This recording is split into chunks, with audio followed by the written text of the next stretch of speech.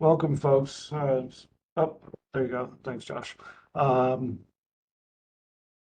right at 9:30, how's our participation? We're still waiting, looks like, for folks to come in, right? Judging by my look.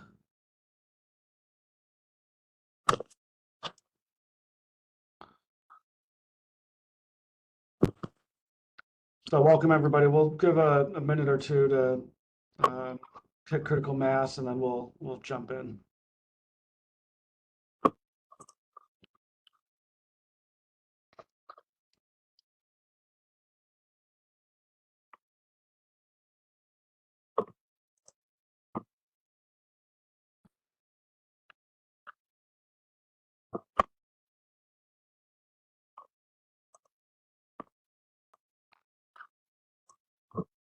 What's the total number? We're at 29? Is that something like that? Sound right? Okay. No. And Charity, for some reason, I had a note that you weren't going to be here, but you are here because I could see your name. Okay. No, I'm here. Yes, you are. Okay.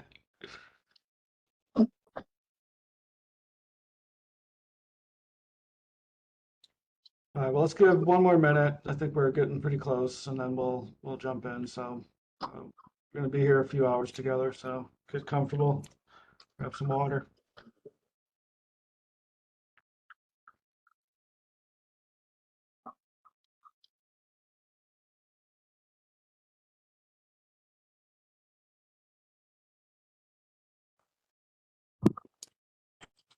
Well, why don't we work our way in and we'll welcome folks as they join. So good morning, everyone. Welcome to the Oregon Energy Strategy Advisory Group Meeting 7. It's great to see folks. As a reminder, Ben Duncan, Kearns and West, third-party facilitator. And we will dive right in. So if we go to the next slide,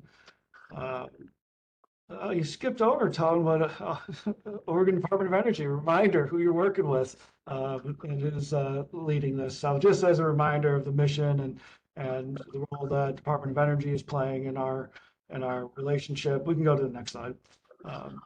Some housekeeping around using WebEx. So just as folks recognize, we're using the WebEx platform. There's a few key things to remember as we're going through our conversation today. If you look at the left, starting with your mute and unmute, that's at the bottom left of your screen. You can click it to go off mute. I encourage folks to stay on mute if you're not talking throughout the time, and then obviously turn it on when you'd like to talk. Same with video right next to that.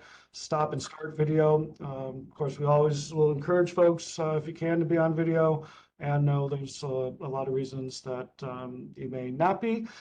We do have the reaction button. So if you want to do a thumbs up or a smiley face, I guess that's one way to show agreement or disagreement with what folks might be saying. More importantly, the raise hand button that you'll see next to the reactions is the methodology that we'll use to get into queue. So please use that as particularly when we get into questions and answers and discussion. The chat function is enabled. I'll just remind folks, if you do use the chat to do it for everyone, which means that our public attendees can see, but also just be mindful of using chat so we're not using it as a virtual side conversation. You'll notice that if you click on, and you can click on the participants link to see who's there. It also will show the queue, and there's another way to raise your hand in that. So if any questions for WebEx, you can send a private message to the host or presenter if you have any technical issues, and we'll try to solve that for you. Let's go to the next slide. And Edith, I'll have you set the tone for how we're going to spend our time today. Thanks, Ben. And hey, everybody, great to see you. Great to see you all here today. Thanks for joining us for another long meeting, but hopefully a really interesting one today. So I just want to, as we always do, start off with meeting objectives. So today we've asked Jeremy Hargreaves to be here to present the modeling results with a focus on the strategic takeaways. that are going to lead us into the policy discussions that we kicked off last week. And some of you might be aware that yesterday we had our first kind of breakout working group focused on low carbon fuels. So some of you might have heard some of what Jeremy's going to present today, either on the 31st at OMSI when we presented in person, or last week. So for some of you, this might be a recap, but this is pretty complicated stuff, and we've noticed that there have been questions bubbling up, and so we thought that this would be a great opportunity for you to hear the findings from Jeremy, and to just ask those questions that you might have, that you might have in the back of your head, and that you want to surface today. And then I'll also talk a little bit about the process for developing policy recommendations, and how we anticipate working with you all, and get some of your thoughts on that, and also just get your early feedback to help us frame up how we're carrying out those discussions over the next few months, since we're just at the beginning of that process. So we've set aside about 45 minutes at the end of the meeting for that discussion as well. Back to you, Ben. Great, thanks, Edith. So go to the next slide, just in support of these objectives. One, just reminder of our group agreements, really honoring kind of the focus and objectives that Edith laid out with the intentionality of the agenda that we created, really listening to each other and trying to listen to understand and not just to respond, to maintain respectful, candid, constructive conversations. We can debate, we can disagree, and doing so in a way that is forthright and respectful is important. Keep an open mind, ask questions to clarify, be curious, respect each other, seek to resolve differences. This will become more and more important as we get into the policy conversations, exploring common ground, finding areas of agreement, and then just being mindful. Part of my role is to make sure that we all have space and time to contribute, but if you're also able to self-manage, right, stepping back and stepping forward, and then of course, as I said earlier, just being mindful of your utilization of chat. And if we go to the next slide, just building off the meeting objectives that Edith laid out, we'll move through our introductions here in a second and do, as we do for every meeting, approval of the meeting summary from our last conversation. We'll have a brief kind of overview framework for the policy discussions that will be upcoming. And then as Edith was laying out, we'll get a presentation of the modeling results from Jeremy. We'll take a break, move around, jump around, whatever you need to do. And then some ample space after Jeremy's presentation for questions and answers, really getting grounded in the modeling results, making sure we have a strong foundation of shared understanding as we kind of utilize the modeling to inform our future discussions. And then we're going to end our day today with a roundtable. We have kind of two key questions around kind of success and concerns that we'll introduce when we get to that part of the agenda, and then close with some visioning for how we're going to move forward after this meeting. So if we can go to the next slide, do a kind of a roll call. Is probably the easiest way to do it, rather than spending a lot of time with introductions. But I'm just going to start from the top. Is Aaron Orlowski here? Let's see. Aaron is not. I'm Jason Huser from the Eugene Water and Electric Board, as standing in as his alternate. Great, thank you, Jason. Andrea, saw you there somewhere. Yep, I'm here. Sorry, off video because I'm very bad. No problem. Andrew?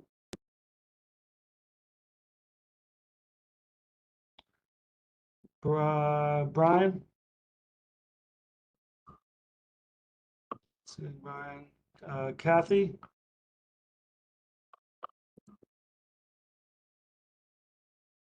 Charity, I saw you earlier.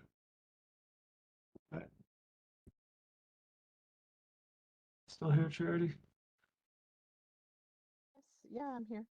Yep, there you are. Christine? Chris? Yes. Thank you. Corey?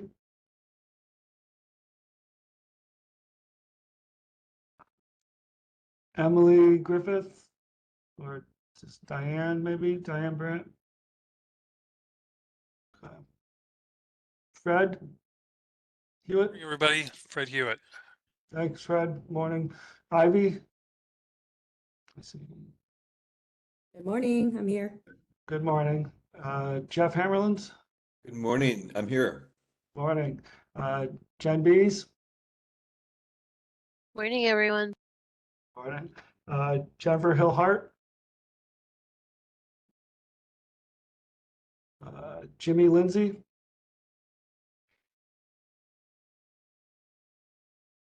Josh, I see you. I'm here. Hi. Morning. Juan. Laura. So I'm here, Lauren Link, as Laura's alternate for TNC. Okay, welcome, Lauren. Mary Merlins. I saw you. There you are. Good morning. I'm here. Elaine Prouse. Good morning. Morning. Nate. I don't see Nate. Patrick. Morning, here. Morning, thank you. Rakesh. Morning, everyone. Morning. Robert. Scott. Sorry. Shannon. See it on there, Shannon Souza. I will note that I see Shannon's name in the box. Tim. McMahon, good morning. Yep, morning. Tucker. Good morning, all. Tucker Billman with the Oregon Rural Electric Cooperative Association. I'm on for now, but have to jump off here shortly for another one. I'll be back at 10:30. Great, thank you, Tucker. Did I miss anybody or anybody join after their alphabetical order? Okay. Okay, well, thank you, everybody. So let's move to the next slide. So again, as we do at each meeting, just approval of the last meeting summary. What I do is just ask if there's any edits or corrections to the previous meeting summary. So I'll open it up for any edits or corrections.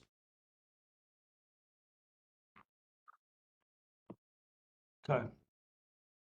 And then Fred, see your note about your schedule as well. So not seeing any edits or corrections to the previous meeting summary, we'll consider that affirmed and approved and be posted onto the website. And with that, I'm passing it back to you, right, Edith? Yeah, that's great. Okay. So yeah, so I just want to tee up Jeremy's presentation really by talking a little bit about how we're going to be working through the policy discussion. So kind of frame up what's coming, and then Jeremy will present with that context. So I'll start with a slide that you all have seen before, which reminds us of sort of the three elements of the energy strategy. So we've been really focused on number one up until very recently, which was really to look at the different pathways to achieve our energy policy objectives. And as you know, we chose the Clean Energy Transition Institute and evolved through a competitive process. They have a lot of experience with doing this kind of economy-wide modeling also in our region. And they also understood the importance of engagement to inform our process. And so we had this process that we went through last summer with you and with our working groups and other agencies. We had some listening sessions to inform the data, assumptions, and scenarios. And that was the foundation for what you'll be hearing about today. And that really is meant to provide a foundation to inform the policy discussions. And part of the value of the exercise is that it's not utility specific or sector specific, but really takes a broader economy-wide view of what the least cost portfolio of options is for our state. It's not, as you've heard me say before, it's not a forecast, but it's a valuable exercise that gives us directional insights and helps test different uncertainties and risks that we might face over time. And those insights really serve to inform the policy discussions, which we kicked off last week. And some of you might have also followed our first topical working group meeting yesterday on low carbon fuels, as I already mentioned. We're now launching into number two, and that's where we're going to be kind of living over the next few months over here at Odo, and when we meet with you to sort of walk through building on the modeling results and walking through kind of where we are today and where we need to go and what the policy recommendations might be to get us there. And then we have a final report due to go to the governor and legislature by November 1st of this year.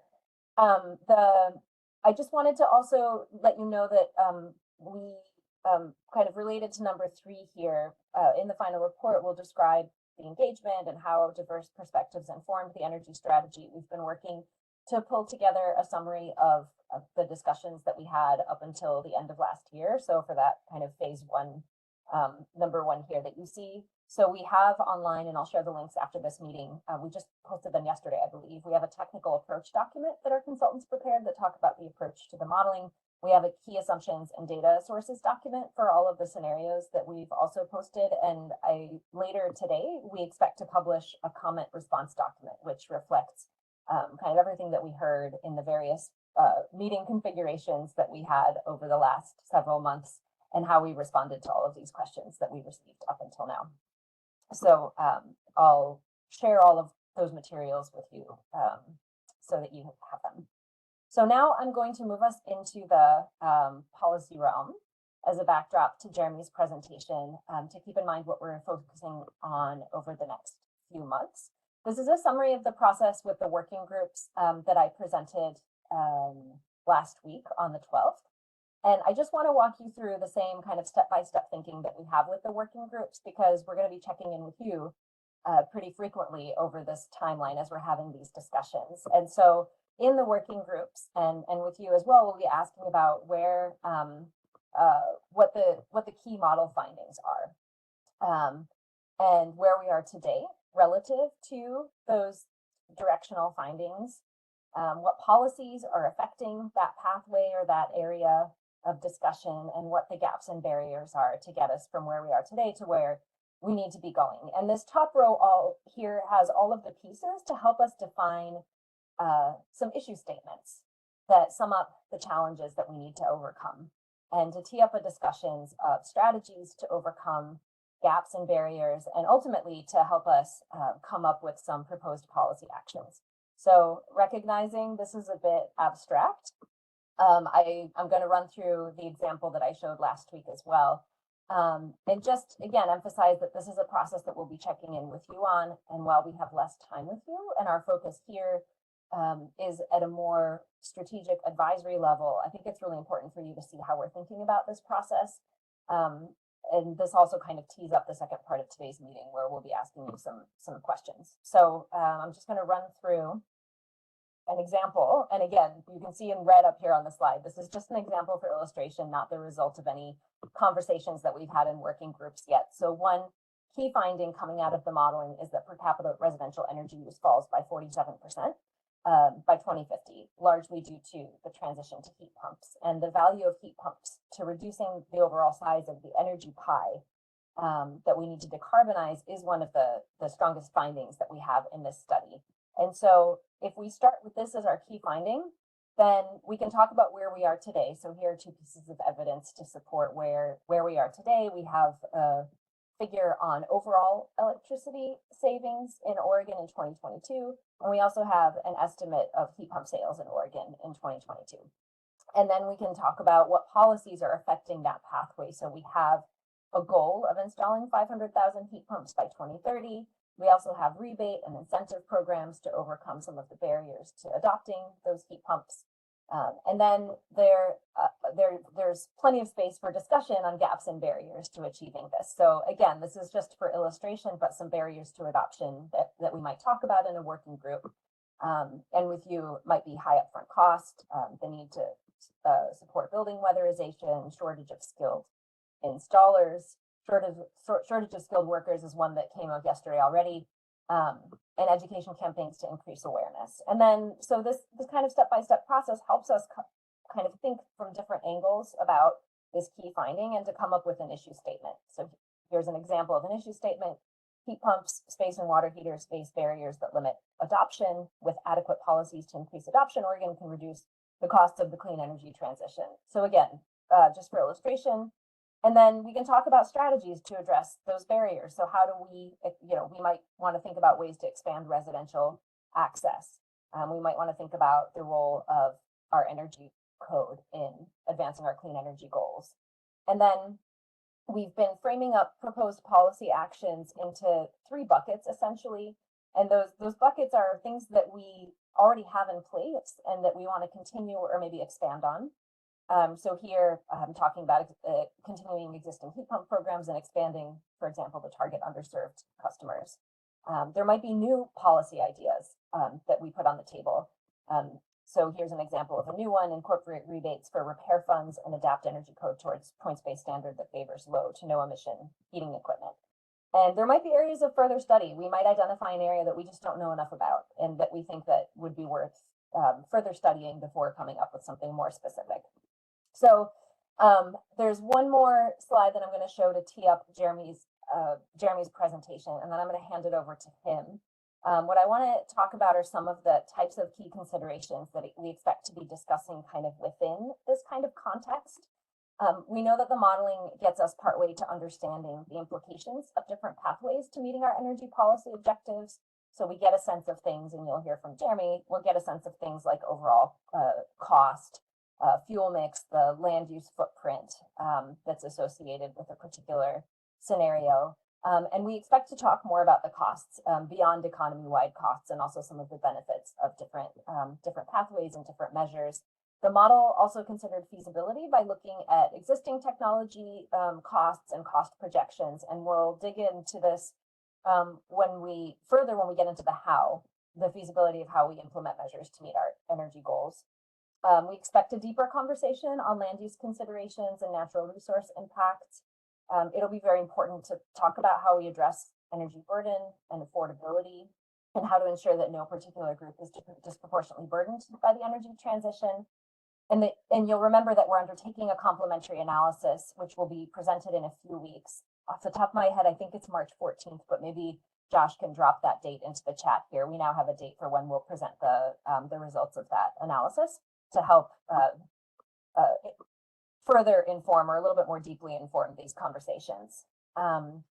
It's also important to consider the effects of different pathways on resilience, both at a systems level and at a community level, as well as community benefits and economic and employment effects. And we're undertaking a jobs study that will take a few months, so it's going to come a little bit later in the process. So there's a lot to consider here, and this is just kind of a flavor of the and just a recognition of the really important conversations that need to happen that go beyond the results of the modeling and get into what everybody's professional and lived experience is. The balance between these considerations might be different when we talk about different technologies. They might be different for you than they are for someone else in the virtual room here. And it's going to be really important to have this conversation, these hard conversations, and to deepen the discussion about what we need to do and what our options are and how we get there. So with that, I'm going to hand it over to Jeremy and just remind you that the purpose of this introduction was really to give you a sense of what's coming up, and Jeremy's going to bring us back to what our starting point is for these policy discussions, which are the key findings from the modeling. And just before you jump in, Jeremy, just confirming kind of our structure today. So we do have Q&A built after the presentation, which is probably makes sense, is to hold questions. But if folks want to put them in the chat, we can collect them and start there when we open it up after our break, if that works. Yeah. All right. Go for it, Jeremy. Great. Thanks, Ben. Thanks, Edith.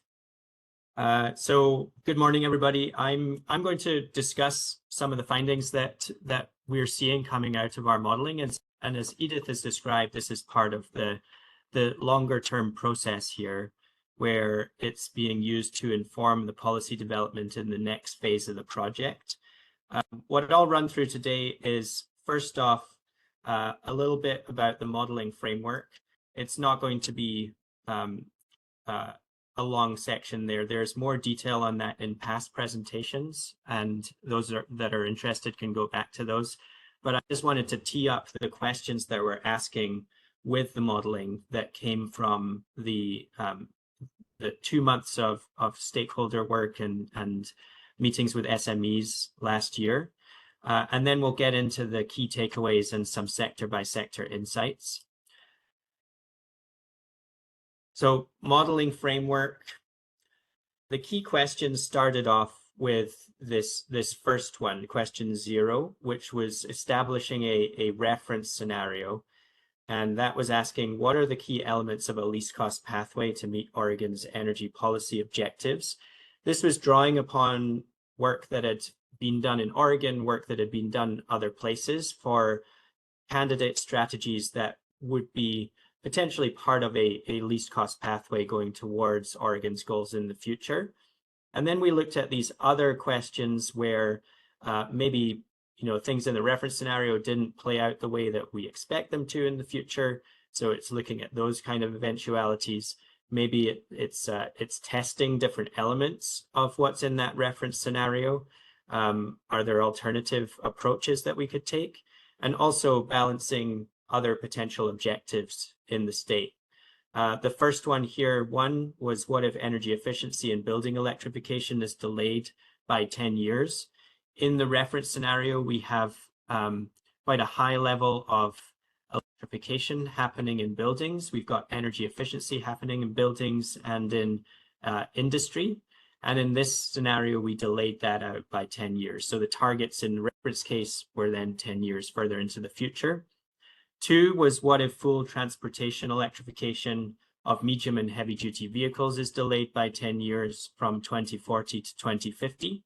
Our reference case includes advanced clean trucks for medium and heavy duty, but then it takes that further and goes to 100% sales of zero emission vehicles by 2040.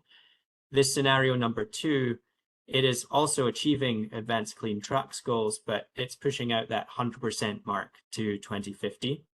Number 3 was, what if there is limited demand response participation? Again, in that reference scenario, there's quite a high level. We've got 50% of customers participating in some kind of building demand response program. We've got 2/3 of our electric vehicles participating in managed charging.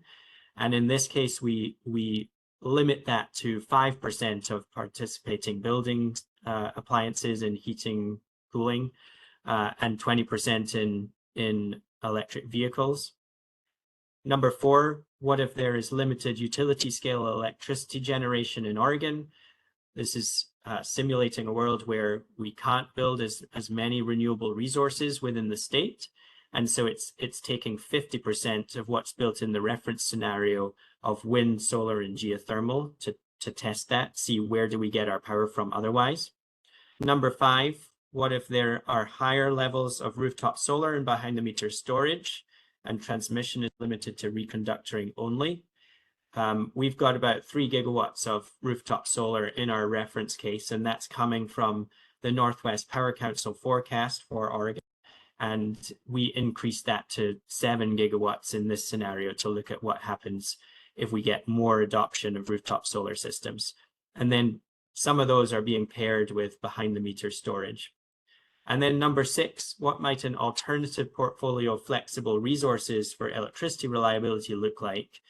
In our reference case, we find that we're building out some new clean gas resources that allow for flexible operations of the electricity grid in the future.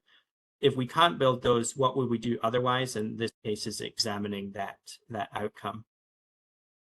And then along the way, some additional questions came up that were interesting to see what kind of impacts this might have on strategy going forward.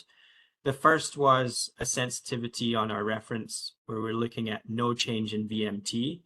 So Oregon has a 20% reduction goal by 2050 for light duty vehicles. And this scenario was examining what happens if we don't achieve that. Number 2 here, 0B, 50% lower tech load growth in the reference scenario. One of the big drivers of initial investment in electricity infrastructure in the near term is this forecasted growth in tech loads, data centers and chip manufacturing. And that's particularly acute in Oregon versus other places, just because there is a a large industry already, and it's forecasted to expand pretty significantly. But there's a lot of uncertainty around what that level of growth will look like. And so this scenario is examining what if we only see 50% of what is in the Northwest Power and Conservation Council's mid-high forecast for the tech load growth. And then C here, no advanced clean trucks regulation. In this case, we are maintaining relatively high levels of internal combustion engine sales in medium and heavy duty through 2035. So it is not meeting those advanced clean trucks targets. And then it is also beyond that moving to 100% sales of zero emission vehicles, not by 2040, but by 2050. Before diving into results here, just a quick recap of how we came to these conclusions and what our modeling approach looks like from 10,000 feet. We start with a model of Oregon's economy. And so this is sitting here today. It was actually 2024, looking at what is our energy use across all of the sectors and subsectors of the economy. And this is built up bottom up. So it's all of the stocks of different technologies, the stocks of vehicles and water heaters and air conditioners and industrial loads, etc. And then we think about, for each of our scenarios, what do we think is going to happen to those stocks over time? And the main way that filters into our model here is through sales shares. And so we're making assumptions about when a customer goes to replace their gasoline vehicle at the dealership, are they buying another gasoline vehicle or are they buying a new electric vehicle? We do that for all types of technologies across the economy. So build up a picture of what do stocks look like today through to 2050 in the future. And that movement through time and the resulting energy demands across all of the sectors and all of those different technologies gives us Oregon's energy needs through 2050. So how much electricity do we need? How many different types or how much of each different type of transportation fuel do we need? And then what does direct fuel use look like in buildings, in industry? And when we have that aggregated energy need through to 2050, we then work out what kind of investments do we need to make in energy supply chains and the way that we operate those supply chains to, one, maintain reliable energy services, two, find least cost investment solutions, and three, meet Oregon's energy policies. And so this is, across all of our scenarios, we're making sure that Oregon's energy policy goals are being met, but we're highlighting different pathways across our scenarios to achieve those goals in the future. Key findings here, starting at the top level. The modeling results confirm that Oregon's existing policies are important to meet the state's goals. So those existing policies are taking us quite far down that path, but they're not getting us all the way there. We need some more action than current policies will deliver. And it's worthwhile just pointing out the distinction we're making between policy and goal in this circumstance. The goal is to meet these emissions targets in the future, meet the other energy targets, HB 2021 and CPP. But there are, for those to meet, say, HB 2021 goals, or sorry, the Executive Order 2004 goals in the future, there is not a clear implementation path to doing so. And so policy right now, that's taking us on a particular path. It doesn't get us all the way there to getting our emissions reductions. And so what else might we need to do beyond that? And we're exploring key options available to doing that with the model. And it's providing us some additional information that could inform the policy development, the how do we get there in the next phase of the project here. So diving into top level findings here, demand for energy decreases while demand for electricity increases. And we see this total energy demand reduction of 22% by 2050. At the same time, we're getting a doubling of electricity over that time period. And this is coming from the electrification of vehicles, the electrification of appliances, of industrial processes. In general, those are more efficient than their fueled counterparts. And so we see this efficiency gain and a reduction of the overall size of our energy pie that we need to meet with energy resources in the future. If we look at this not in terms of fuels, but in terms of the sectors where we're seeing decreases or increases in energy use, starting at the top of this chart, we have data centers and chip fabrication, so those tech loads. This is where we're seeing large amounts of growth. So that purple bar moving from 2024 to 2030, that is the majority of electric load growth in this next 5-year time period here. And then we see growth beyond that as well. Through 2030, we're using the Power Council forecast. Beyond that, we expect growth to slow down, but we put in a growth rate of 1.5% per year just to simulate additional growth in that sector over time. The largest decrease in energy use comes from transportation. So that movement from internal combustion engines to the much more efficient electric drivetrains is giving us major savings in energy use in that sector. And that's one of the big contributors to getting to that 22% reduction. And then building electrification and efficiency improvements, we see a reduction in residential. The yellow, we see a reduction in commercial in the pink. And that's largely coming from this movement into heat pumps in the stocks in those two sectors. And the last one there, industry and agriculture, it's staying relatively constant in the amount of energy demand we see.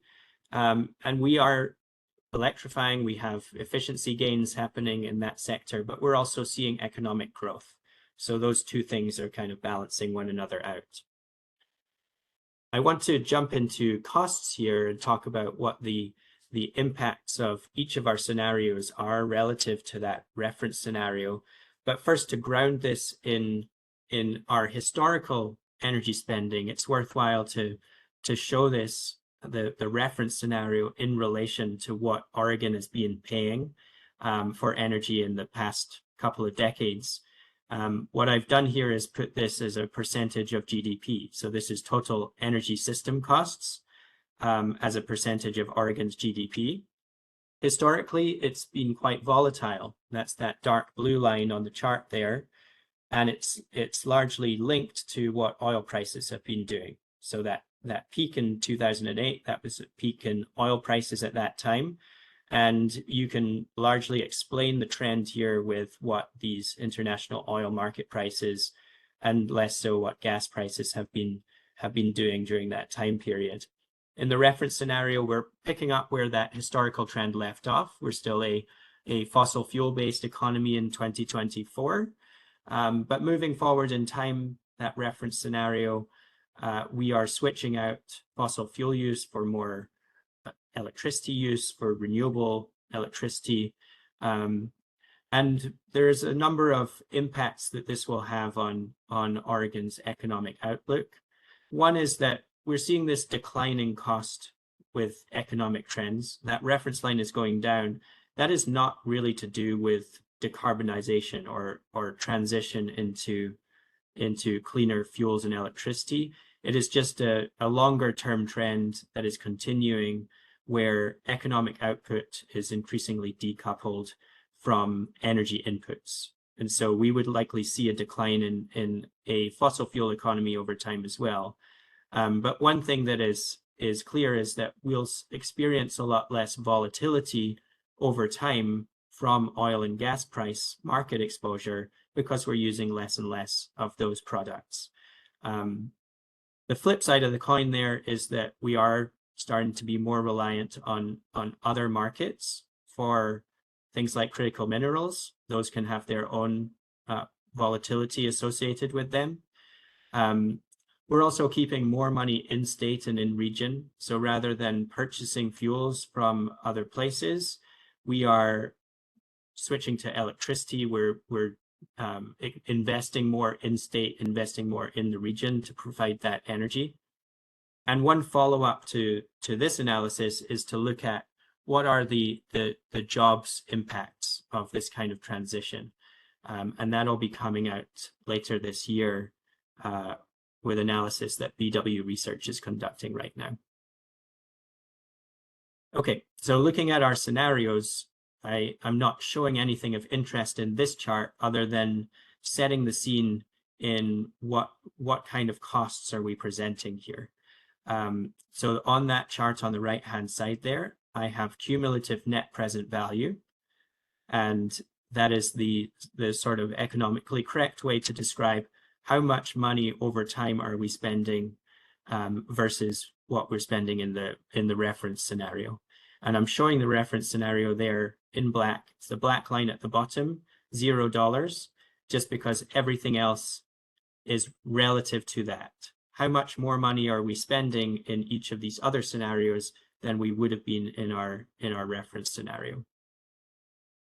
So starting off with the scenarios that are impacting customer choices on the demand side, we've got scenario number 1, delayed energy efficiency and building electrification.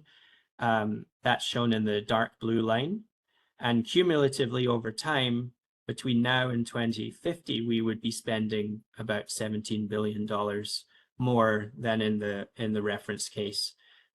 Larger energy demands, more investments needed in energy infrastructure, driving greater costs.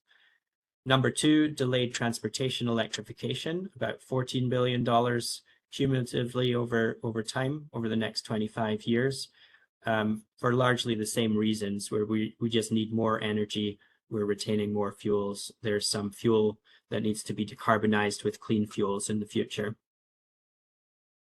Adding in our other scenarios, we continue that trend of all of these being more expensive than the reference scenario. Number 3, limited demand response, about $4 billion cumulatively. Number 4, limited generation, about $7 billion cumulatively. Number 5, high DER and limited transmission, about the same, $7.5 billion. And number 6, alternative flexible resources. What would we do differently if we couldn't build new flexible clean gas plants?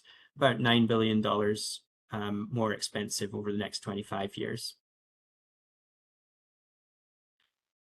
And then looking at those sensitivity questions, what if we didn't change our VMT over time? We didn't manage to get that 20% reduction.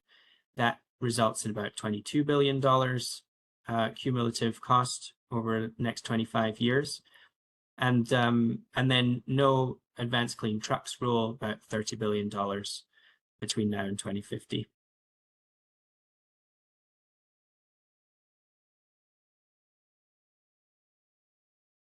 Okay, so jumping into the sector insights here, I'm going to start with the electricity sector.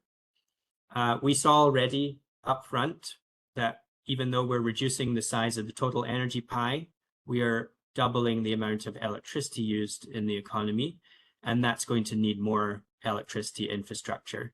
HB 2021 is driving near-term decarbonization, but as we move out over time, we're moving to Executive Order 2004.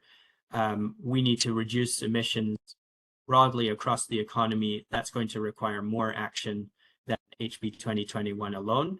One, from just reducing our energy demands in total. Sorry, for some reason, Teams is jumping across my slides here.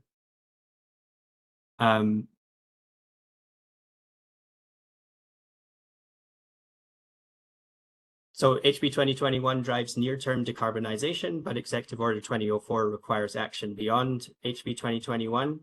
And one, that's because emissions reductions from electricity sector are relatively easily achieved compared to decarbonizing some of those harder to decarbonize parts of the economy. And 2, electricity is acting as a backbone piece of decarbonizing the economy in general. So through clean fuels production as well, hydrogen and e-fuels, electricity electricity infrastructure is a piece of that. There are competing priorities here. So we've got in-state investments happening. We've got out-of-state resource development as well, bringing more energy in from other places. That's electricity. It's also in the form of fuels that are being produced outside of the state that may require electricity. And a diverse mix of resources is likely the least risky approach here. It is something that we're finding economically in these cases, that we're making a broad set of investments across different technology types. But I think it's also less risky to not be putting all our eggs in one basket.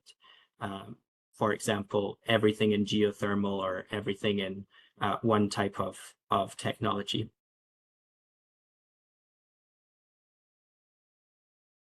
Increasingly clean electricity meets HB 2021 targets and helps achieve Executive Order 2004. So HB 2021 is targeting the emissions that are coming from Pacificor, Portland General Electric, and the ESSs. That's about 62.1% of load.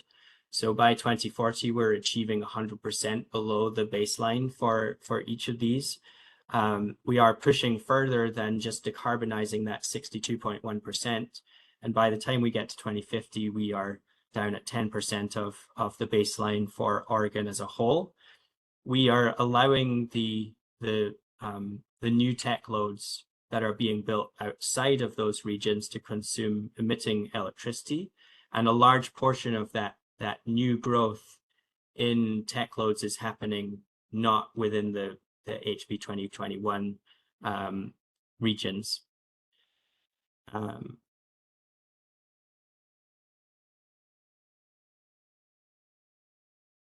So looking at Oregon's generation capacity, this chart is showing Oregon East capacity on the top and then Oregon West capacity on the bottom, starting in 2024 with our mix of onshore wind, hydro, gas generation, a little bit of solar in the east, and then gas, hydro, and some rooftop solar in the west.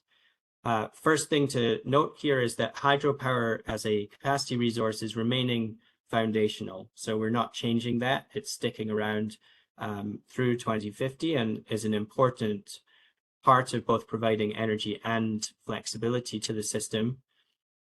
Solar and onshore wind are playing a key role here. So onshore wind is growing significantly in the east over time, as is solar, though at a slower rate through 2040s and then greater additions in 2050. In the west, a large portion of that solar addition is rooftop solar, and then some amount of onshore wind additions as well.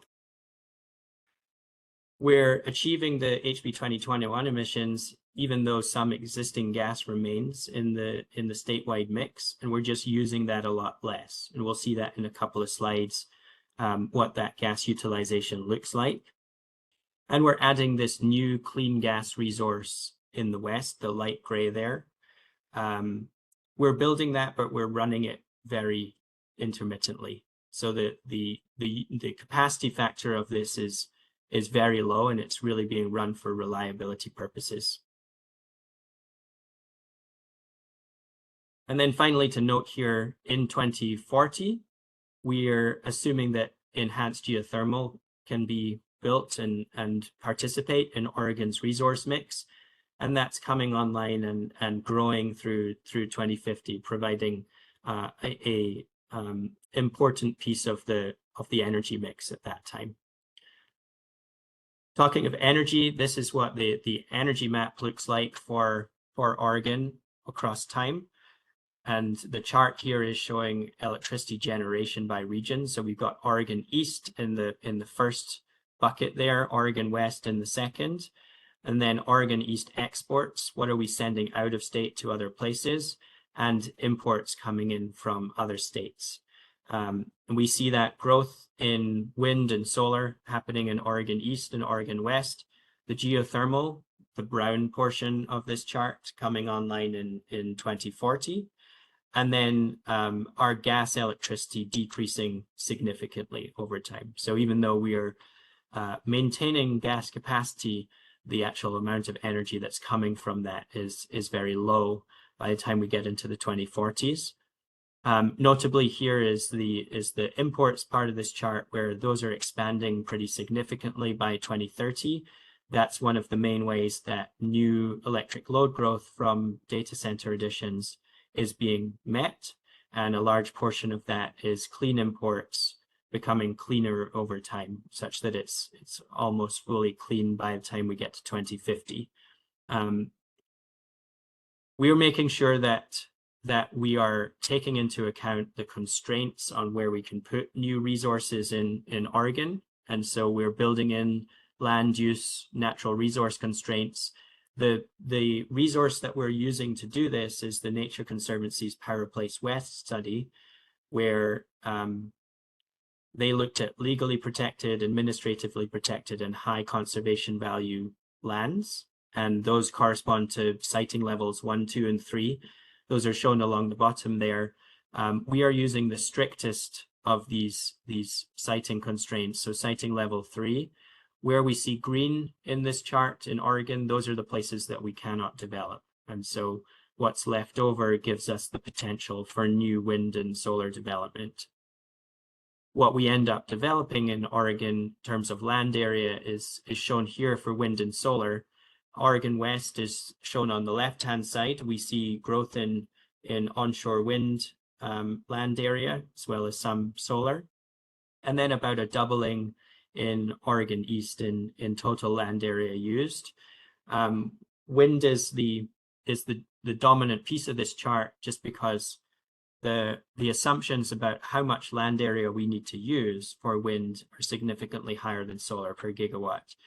And that's shown at the bottom there. Our assumptions are from NREL. We're assuming 78 square miles per gigawatt for wind and 7 square miles per gigawatt for solar. If we look at our other scenarios and what the impacts are on land area, in our scenario that limits development, scenario number 4, where we can only build out 50% of the growth that we see in our reference scenario, we see a 31% reduction in the total land area used. And then the other one that changes this significantly is our alternative flexible resource scenario, scenario number 6. We see a 15% increase in that case, because without the gas resource, we are building more renewables to offer up additional energy for flexibility. Other resources also have a footprint, but wind and solar are the largest contributors, so that's what we're showing here.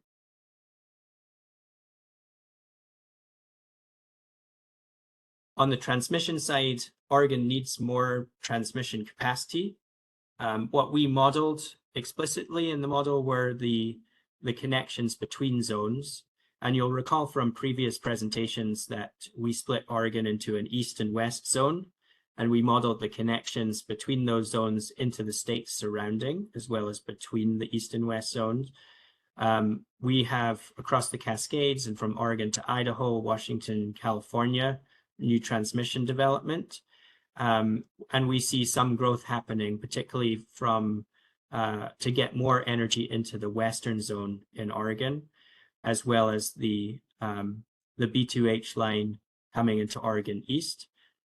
The transmission model here, just to note, is a linear zonal pipe flow model. And so we can, 1, make investments in fractions of new transmission lines, and 2, we're not modeling any AC power flow constraints that would drive investment patterns in transmission. So we can consider these indicative of transmission need in long-term planning, but they would not replace the detailed short-term planning of the transmission system. One thing that we noticed in running the different scenarios was that there are important levers here in what would drive new transmission. So 1, if there's less clean gas capacity built in Oregon West, as in the alternative flexible resource scenario, then we would build more transmission. We don't have as much access to flexible resource in that case within the zone. And so we're building transmission to bring in more from other places. And similarly, we see that same trend in the demand response limited scenario as well, where we don't have as much flexibility, and so we're relying more on transmission, and that's driving more investment.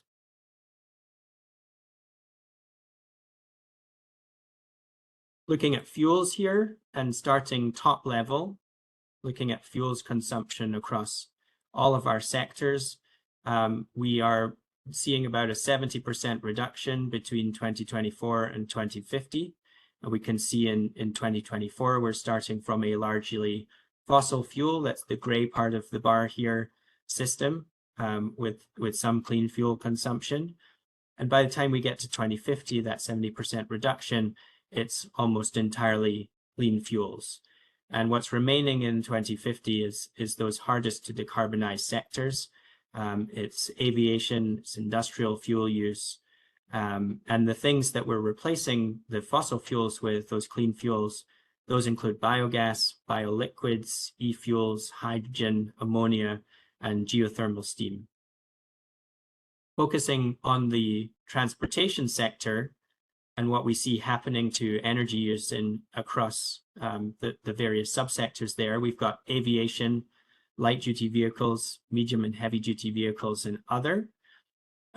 We can see in the case of aviation that our total fuel use doesn't decrease over time. It remains relatively static.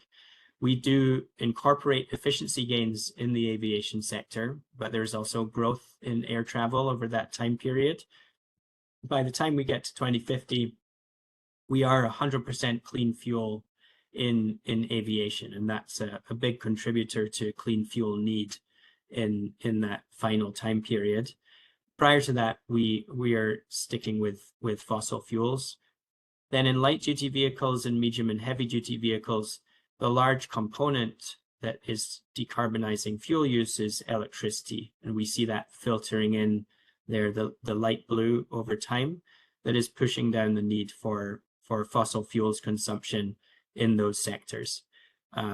Light duty vehicles, because of the Advanced Clean Cars 2 rule, coming in 100% sales in 2035, by 2050, we are largely 100% electric in those fleets. And that's reflected here with electricity being almost 100% of energy demand in that sector. Medium and heavy duty vehicles, we still have some fuel use remaining, and that fuel use is coming from clean fuel sources in 2050. And then other, this is a much smaller sector, but this includes things like maritime freight rail, and those are also largely decarbonized by 2050. Looking at our other sectors here, industry and agriculture, commercial, residential. In industry and agriculture, we have a lot of fuel use sticking around. So we see that as that gray bar in 2024. It's not much smaller in total in 2050, but the composition of those fuels is significantly different. And that starts in 2040, where we have geothermal steam replacing some of the steam use in industry. And we see more biofuel use, increasing e-fuel use in industry, such that fossil fuel consumption is a very small portion of the total by the time we get to 2050. Commercial and residential, we see reductions over time because there's electrification happening. This chart is not showing electricity use, it's just showing the direct fuel use in commercial and residential. And so there are significant reductions as we electrify heating in buildings, we move to more efficient appliances, etc. But we are also decarbonizing those fuels. And fuels used in commercial and residential sectors is largely natural gas.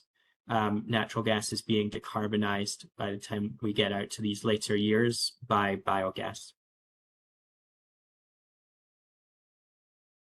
As we noted earlier, we've got existing gas sticking around in the system. We've also got this new clean gas being built in Oregon West, but these are shifting in their roles over time. So in 2024, these are being operated at relatively high capacity factors. They are providing a energy service to the system, And as we move forward with additional investments in new renewables, and we're decarbonizing our electricity system, then these are being used more infrequently. And by the time we get out into the 2040s, these systems are almost never operating. And particularly the new clean gas systems, these have expensive fuels, but they're cheap capacity. So it's an easy way to add new flexibility to the system, but we don't want to be burning those expensive fuels. And so these are operated in a very limited fashion. And we see that the next chart here, this is showing the gas blend for electricity generation in Oregon. The left-hand side is gas supply for existing generators, and that's decreasing pretty significantly over time. And then the right-hand side is gas supply for those new generators. And this is coming almost entirely from electrolysis hydrogen. And because that's very expensive to produce, we only want to be turning that on in the hardest to meet reliability conditions. I show that on the next slide here, we've got an example of 2 days of the year. We've got April, where we've got a day with a lot of renewable generation, and the top row in this chart, fixed, that's fixed generation coming from intermittent resources, so wind and solar, small hydro, rooftop solar. And we see a lot of production happening here. We've got a lot of onshore wind production. We've got solar in the middle of the day. Hydro, second row there, we don't have a lot of hydro production on this day because we've got a lot of renewable availability. And then imports on the bottom there. We've got a fair amount of imports coming in on this April day, but what we don't need is any thermal generation. So we see almost no thermal happening on this April day. If we contrast that to December, where we've got a lot less production from our renewables, we've got almost no wind. Hydro is operating at its full output.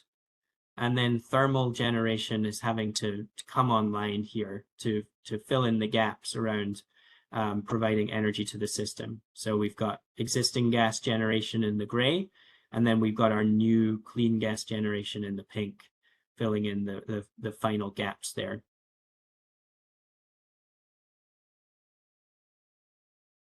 Moving on to transportation here, and just going through the key findings up front. Transportation electrification plays a significant role in reducing system-wide energy demand across all scenarios, despite tech sector growth. We saw that up front, that tech sector growth is contributing to large increases in energy demand in Oregon, but the largest decreases are coming from the transportation sector. So it's an important component of limiting the overall size of Oregon's energy pie.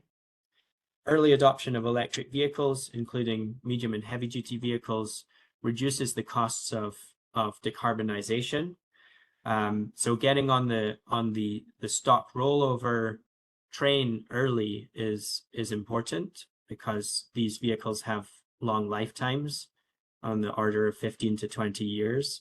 And so if we invest in an internal combustion engine vehicle in the early 2030s, then it is likely to still be there in 2050 in a harder to or a tighter emissions regime at that point, harder to meet the emissions target. EVs are a significant driver of increased electric loads, but can provide a net benefit to the grid if managed flexibly.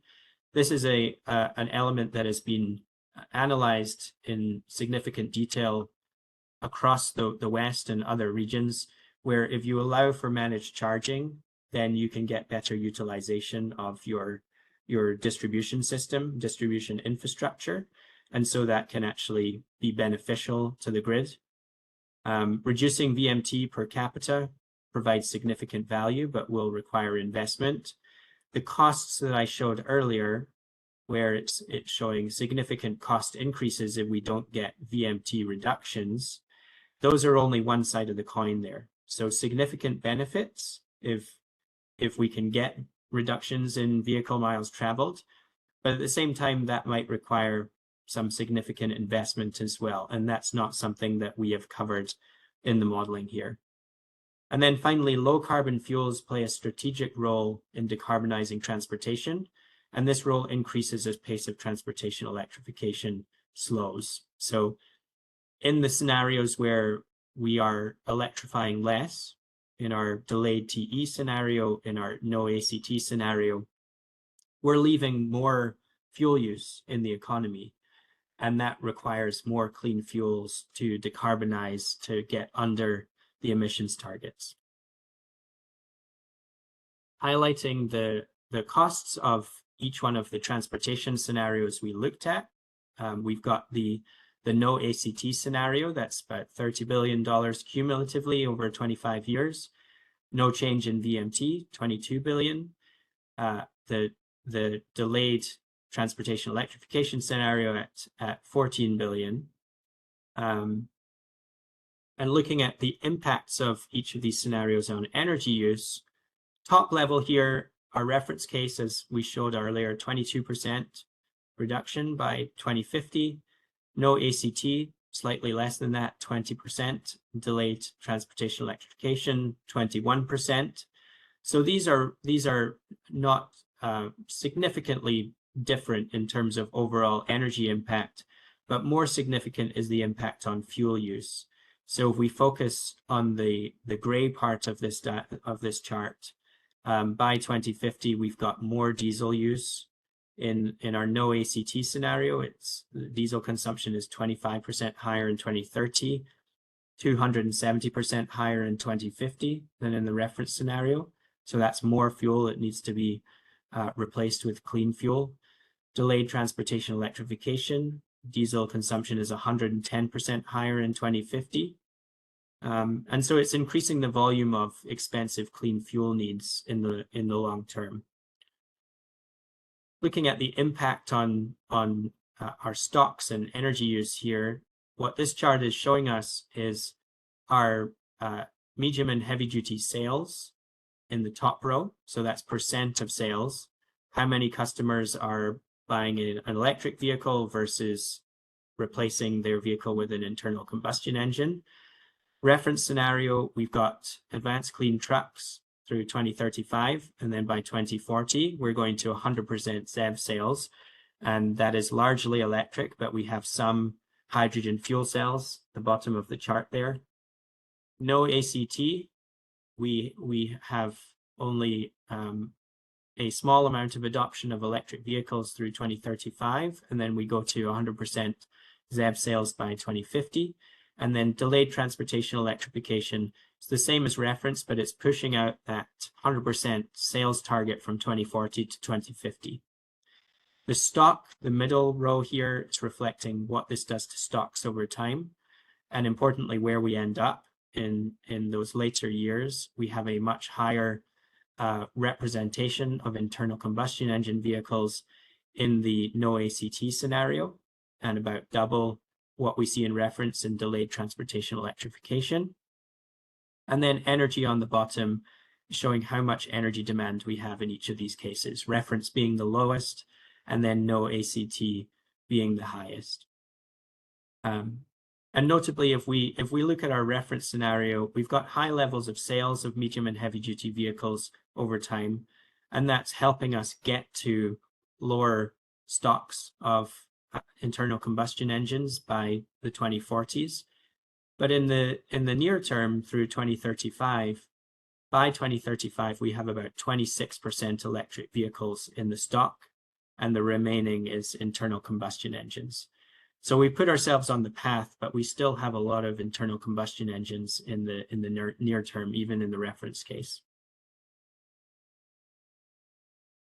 Our transportation fuel consumption is driven by the pace of electrification. So again, contrasting these different scenarios, we've got reference, no ACT, delayed transportation electrification. And we're showing this for, again, aviation, light duty vehicles, medium and heavy duty vehicles, and other. And the important contrast here is to look at clean fuels. In all cases, aviation is going to 100% clean fuel by 2050. Light duty vehicles, it's the same for each scenario. We didn't do anything differently Each one of these is Advanced Clean Cars 2. And then medium and heavy duty vehicles, this is where we see the differences happening, where there's more clean fuel consumption happening in those later years, as well as more overall energy use.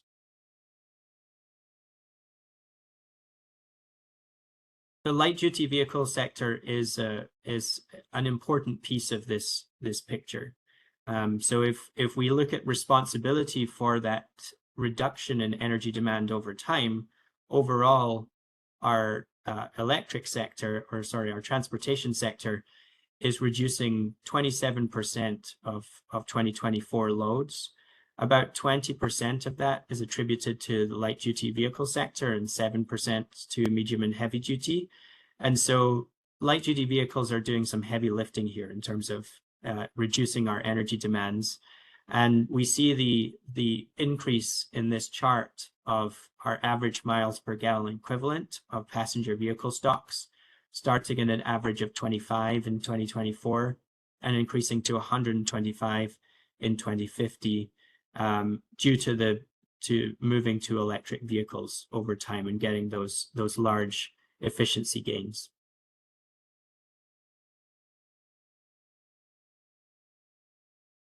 Moving on to buildings here, energy efficiency, building electrification, PV and DERs are important to a least cost pathway. And we see that in the contrasted pricing between the scenarios that are looking at those elements. So right-hand side here, the cost chart is showing our delayed EE and BE case at $17 billion cumulative, limited DR at $4 billion, and high DER plus limited transmission at $7 billion. And so all of these are having an important impact in cost containment to develop programs for demand response, to promote energy efficiency, and to promote building electrification. Residential electrification and energy efficiency mean a lighter lift to meet energy demands. And what we're showing here is per capita residential energy use as a percentage of 2024. So starting in 2024, 100%, we move forward in time.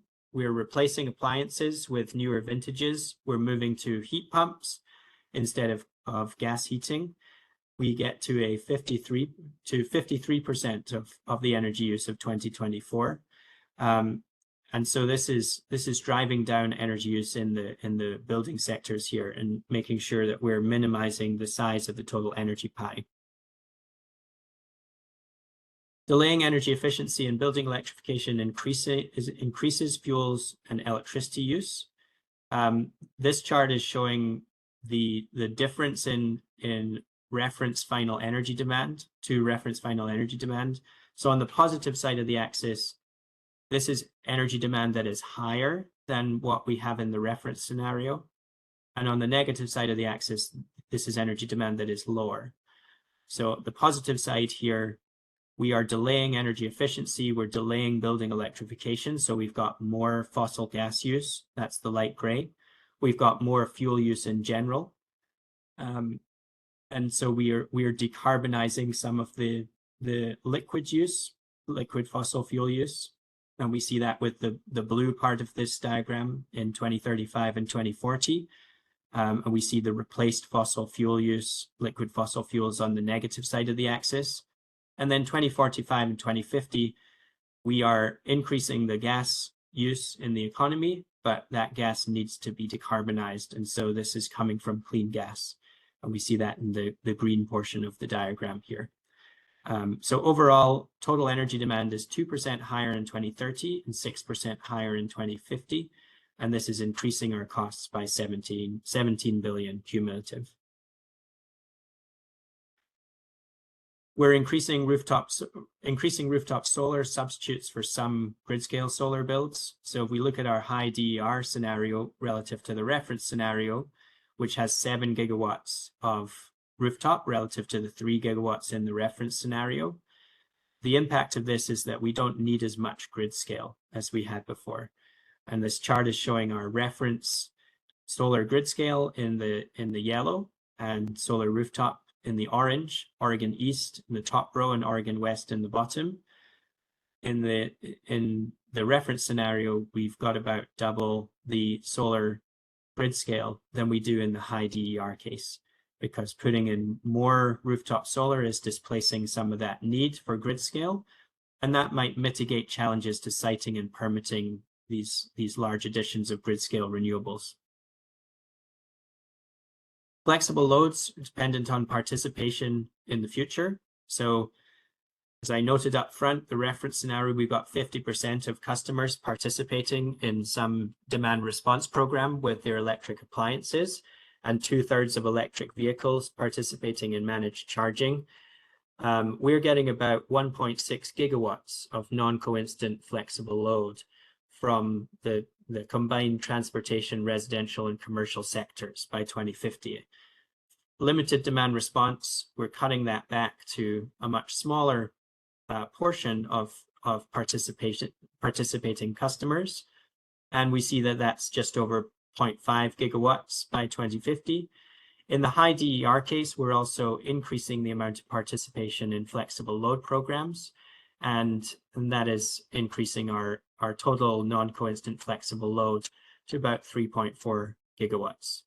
All of this is important for reducing the need for other types of flexible resource. So it displaces the need for storage, displaces the need for new transmission, and overall customer participation is key to this type of result. So the reference case, we're assuming a high level of participation, but if we don't get that, like in the limited demand response case, we see more transmission build over time as one of the ways that we get increased flexibility.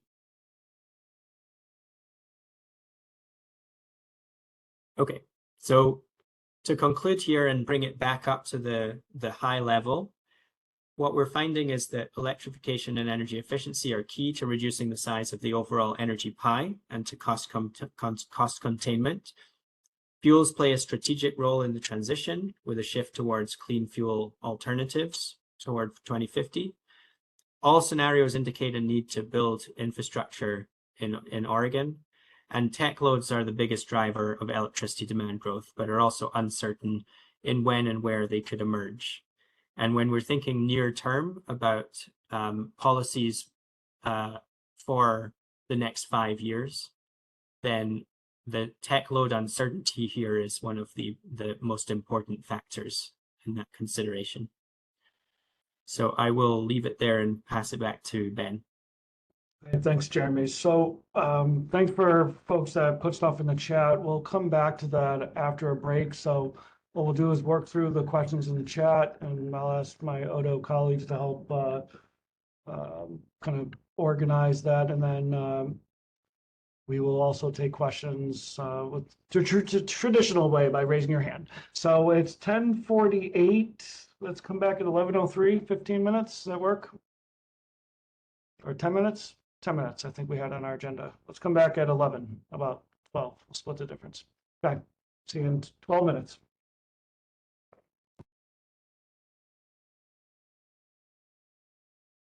You're back. If you could flash on the screen or some indication to let us know you're here, that's great. So we have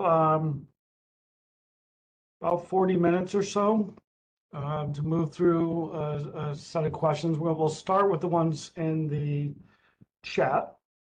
Let me just get up to the first question. Jeremy, I don't know if you have access to them, so what I'll do is just kind of read through them. So the first question from Aaron Childs, can you talk about the model cost to maintain and or upgrade distribution networks, both electric and gas? And then I guess for folks that asked the question, if you want to raise your hand and give any additional context, please do. But Jeremy, that's the first one around cost to maintain or upgrade distribution networks, electric and gas.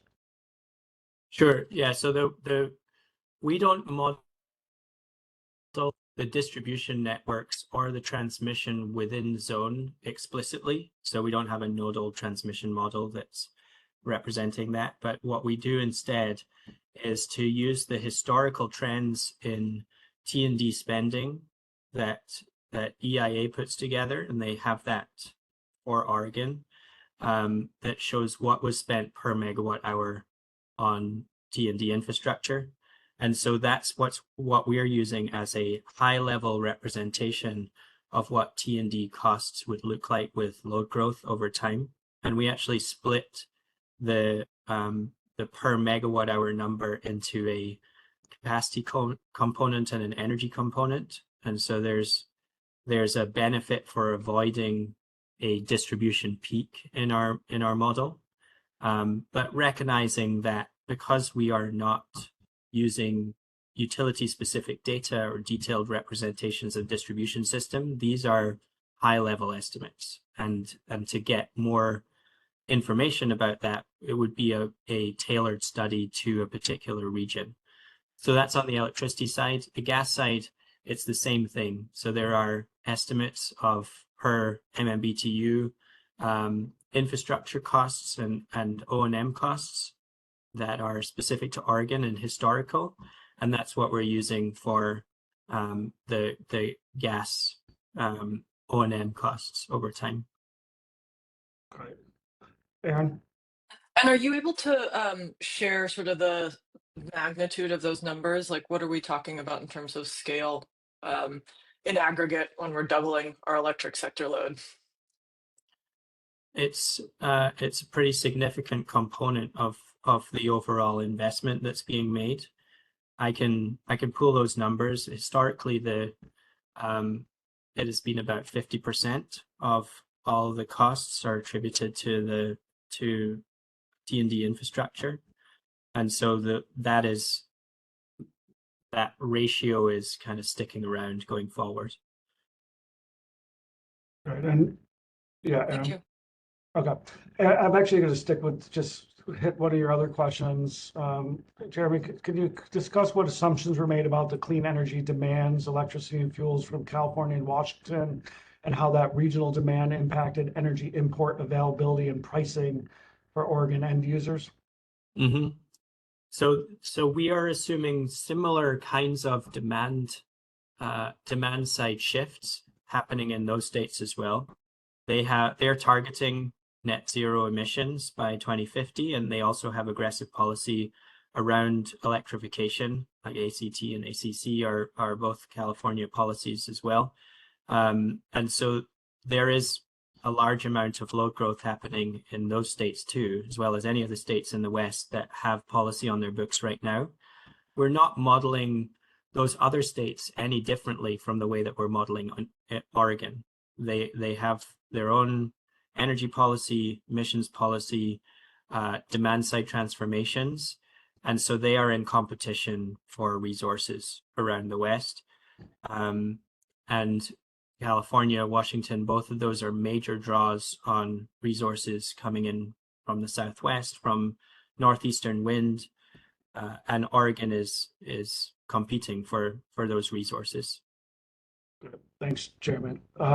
So from Jen Bees, can you remind me if you already noted this, where potential climate change impacts to river levels related to droughts accounted for in longer term hydroelectric generation projections? And Jen, again, feel free to jump in if more context. So we're using this is actually a shift in how we do this modeling for the first time in this project. Historically, we have used BPA historical hydro data to characterize the hydro system. This time around, the Power Council has put together forecasts of what hydro availability will look like with climate change going forward. And they're forecasting that through 2030. We're using that data. We're not trying to pick up longer term trends than what the Power Council has produced. But the way that we characterize that is to take the 30 or so years of model data that they've put together for each of the hydro facilities across the West. And then we are developing a low year, a medium year, and a high year from that data, so that we're modeling 3 different hydro conditions in our model, and we're also using their simulated data to characterize a 1-hour maximum ramp of the aggregate hydro system in each zone, and a 6-hour maximum ramp.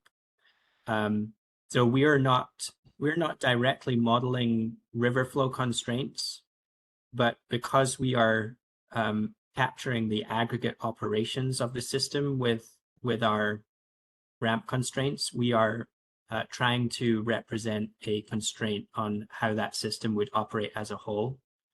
And that's how we've represented it. It's actually something that we've spent more time doing this year because hydro is so important to the region, and we wanted to make sure we had the best representation possible. Great. Does that get to your question, Jen? Okay. Shannon, I didn't click on the link, but I assume it just is referencing the expansion at Coos Bay port and maritime rail use. So Shannon asked, it would be good to understand the implications of the port expansion, in this case in Coos Bay, on fuels for maritime and rail. And Shannon, jump in if I'm missing additional context. No, you're not missing any additional context, but it is one of those projects that is likely to thread the needle of this administrative change because it's critical to unleashing American energy, as well as supporting exports from the interior. So it's got a lot of bipartisan Made in America support. And the underpinnings are that it is a direct rail to ship transfer. So that the planning that is going on right now is contemplating a significant upgrade of the rail and expansion of the port capacity at Coos Bay for up to 1 million containers a year. And that fuel is going to have to come from somewhere for both the ships and the rail. Yeah, thanks, Shannon.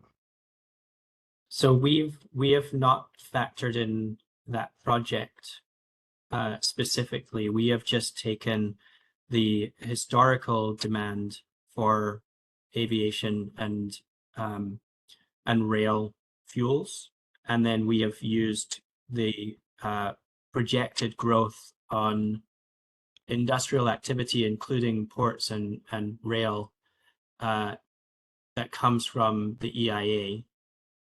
And so that's potentially underestimating what you're describing there. The amount of fuel demanded from rail and maritime in Oregon is relatively low compared to the neighbors, California and Washington. And typically they are using more ammonia than what Oregon is using in the long term, because we are projecting that ammonia would be a cost-effective marine fuel in a decarbonized economy in the future. And so I would estimate that what we would see with increased port activity and more international shipping, that we would see more ammonia demand in the long term to replace some of that shipping fuel.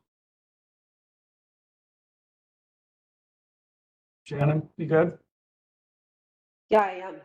Thank you, Jeremy. I think maybe I'm just kind of putting a flag in the back of my head for bringing back to our policy recommendations. Maybe there's a data gap that could be rolled into our transportation package. Thanks. Yeah, thank you, Shannon. Aaron, can you discuss the implied cost of capacity? And I'm not sure the formula, just cost per kilowatt per year in the base case with clean turbines versus scenario 6 with alternative resources. I don't know if I don't have that off the top of my head here. It would be an interesting comparison to make. It's a difficult calculation to do, to try and come up with a sort of aggregated per kilowatt year capacity number. Basically the replacement package that is happening to replace that gas, which is probably, it's coming from a mixture of transmission, of new electrolysis, of storage, of new renewables, and all of those things are contributing to replace the flexibility that's being offered by those gas systems. But distilling that down into a cost per unit comparison is not something that we've done at this point. Okay, maybe the point here is that it's helpful to understand specifically the capacity components of the cost, because what we are looking at in scenario 6 is kind of a fundamental rewiring of our electric system in order to avoid some or explore technology alternatives. And so understanding that, those two options, and especially how that shows up relative to the flexible load assumptions that you were showing, I think is going to be really important, especially as we figure out what it takes to get our electric sector supporting what's being proposed here. Yeah, I think that's a good point. And I would consider those, I would consider the reference case and scenario 6 kind of two bookend scenarios. Because in the one case, we allowed as much of that new gas resource to be built as the model wanted to build. And the other case, we didn't allow any. And maybe it's a middle ground where it's just difficult to build a lot of that gas. And in which case, it's more of a portfolio solution that you've got some of the gas, you've got some storage build, you've got additional transmission build, maybe there's some more electrolysis happening. So it's a more balanced portfolio that might come out of it if there are challenges to building out this gas flexible resource. Yes, but I think to your point, we're making a lot of changes on this kind of one issue. And so being really pointed about the affordability implications associated with these decisions is going to be helpful. Right. Thank you. Let's bring it onto the screen. Rakesh, you want to jump in? Yeah, I just had a question, but I don't want to necessarily jump ahead of line. I was just going to ask it the old-fashioned way. Okay.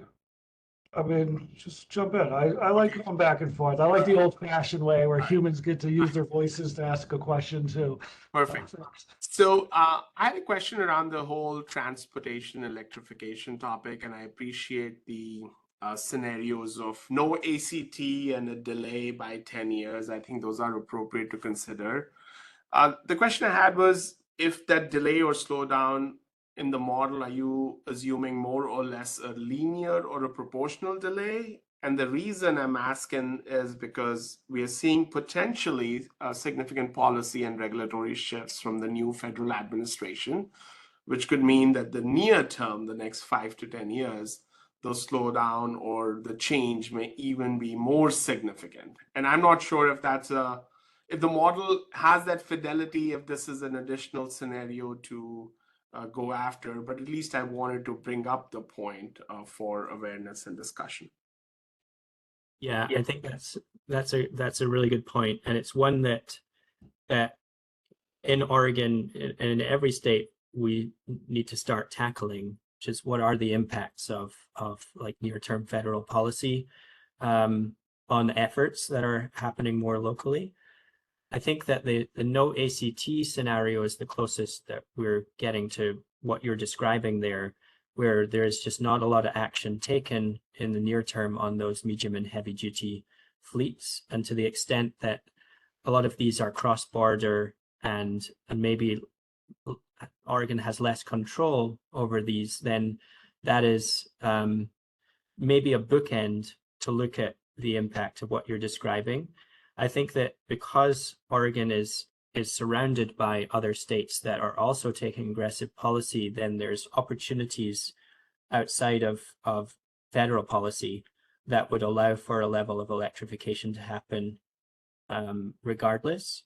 And so, a scenario that investigates a slowdown may be something that is a little slower than what we're seeing in the reference scenario, but not all the way over to the no ACT case. Yeah, and if I can just maybe add a quick comment. Yeah. So from a medium and heavy duty perspective, which is the stake I represent, federal policy is also very critical in addition to the ACT piece. So I was specifically referring to the EPA greenhouse gas phase rule, and what happens relative to that could have a big bearing on certainly nationwide, but also statewide ramp up of decarbonization. Thank you for your response. Thank you. So let's go a couple questions that maybe are shorter answers. So one, does residential include home EV charging or not? It's unclear. It does. So it's a short It's- answer.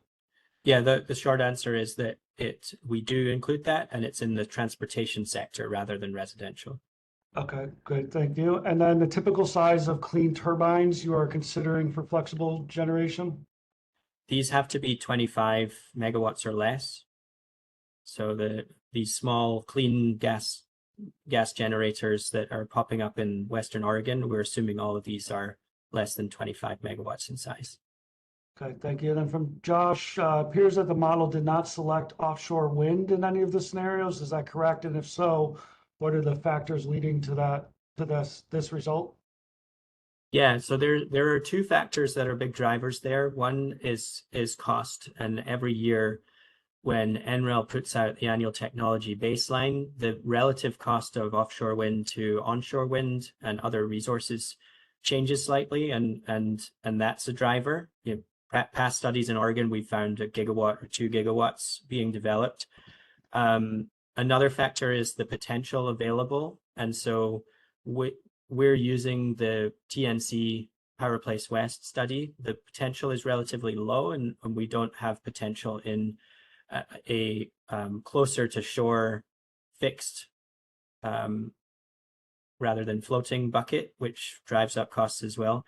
And then the third factor is California. So California is 25 gigawatt offshore wind goal.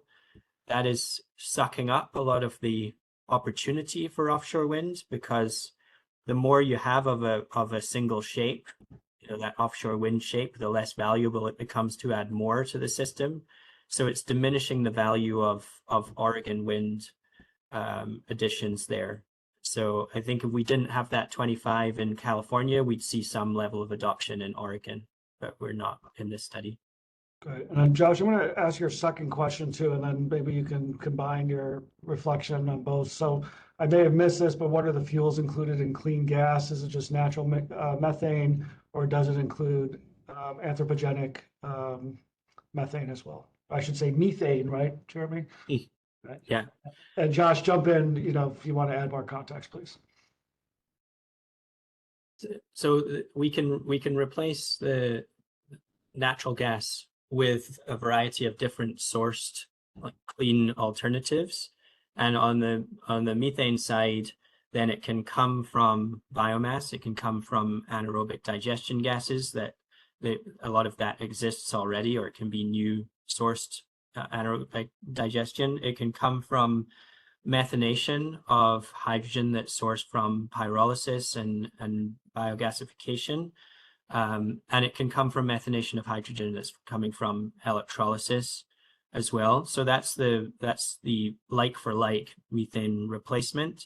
And we can also inject some hydrogen into the pipeline as well, up to 7%. Does that cover what you're looking for? Yeah, I think so. So I guess maybe a more pointed way of asking the question is it's not limited to just natural biogas. There is some like methane that's process related, like you mentioned. Yeah, it can be. I think in this study, and I would have to go back and make sure, I think most of the methane that's being used is coming from anaerobic digestion sources. So we're not exceeding the potential for that as a source, which is cheaper than taking, you know, like cellulosic waste or something and doing pyrolysis and methanation. Instead, it is mostly coming from anaerobic digestion, I think. Okay. And so I don't take up too much time, I'll just quickly ask my follow-up on offshore wind. I guess to get more specific about cost, I mean, there are a lot of resources that were modeled where there's not cost certainty. Certainly there's often wide variation in looking out 10, 15 years of what the cost of some resources would be. So I'm wondering, what makes offshore wind different, you know, in terms of like looking at that cost variation. And then secondly, you mentioned the kind of saturation of the market from 25 gigawatts in California, but I don't think it's clear yet where that offshore wind resource in California would go. You know, there's market dynamics at play that will dictate whether some of it comes to Oregon or not. And so I guess I need a little more information about why the California resource is relevant there. Yeah, so the California resource is developing basically the same area as where the potential is identified in Oregon. And the difference being that California resources would be interconnected into California doesn't preclude the opportunities for Oregon in supporting that development, I don't think, but in just satisfying the California target, I believe it has to be interconnected into the California system. The diminishing value comes from the fact that we are in an interconnected system, and 25 gigawatts is already, you know, a large single shape resource to be integrating into the system, and adding more of that same resource shape is going to be just like adding more solar. Once you have a large solar build out, just a diminishing marginal return. But to your point on cost uncertainty, it is something that in doing this kind of study, we have to recognize that we are looking long term here, and it's the amount of uncertainty grows pretty significantly as we get further into the future. And so it may well be that we're further down the cost curve than we expect at that point in the future, and it could be a valuable resource. The other thing that I've heard is that California people are uncertain about whether that development actually happens to the scale that we're talking about here. And so that's another factor that could come into play for Oregon's own development. Jeremy, I just want to sorry to jump in with just a clarification on something that you said earlier. We were talking about the gas blend that can go into the pipelines, and I heard you say 7%, but I believe it was up to 20%. And I just wanted to clarify that that point so that there's no confusion over it. Yeah, so 7% by energy, 20% by volume. Okay, thank you. Yep. Thanks, Edith. Scott, let's bring you in. Yeah, thanks so much, and apologies for joining the call a little bit late. I just wanted to, first of all, Scott Sims, Public Power Council, wanted to convey our appreciation, Jeremy, for doing this study and the thoughtfulness behind it. It's hard because I think there's so many dynamics that are shifting right now, and we recognize this at Public Power Council. We have our own analysts. You might be working on something for long term, but then there are short-term indices that can really shift things. So I just really wanted to first of all, say thanks for that, but also I wanted to double down and add to the concerns that, or I think the issues that Rakesh aptly raised. In the utility sector, I think we're seeing a really big shift in federal policy, and I think we've got to really make sure that we're kind of tracking that. So I think, nationally, we're seeing that maybe there's a lessening appetite at the federal government for offshore wind development. And I think, there's obviously some other advances where we're seeing some change in federal policy that could be helpful, permitting reform, et cetera. So I think the wind development offshore continues to be one where there's just a lot of variables that are coming to that mix. I would note that the California market is a more expensive market. So you're going to have, you're entering at a higher price point. So I think cost really does become a big factor when you look at the California market and offshore development of wind.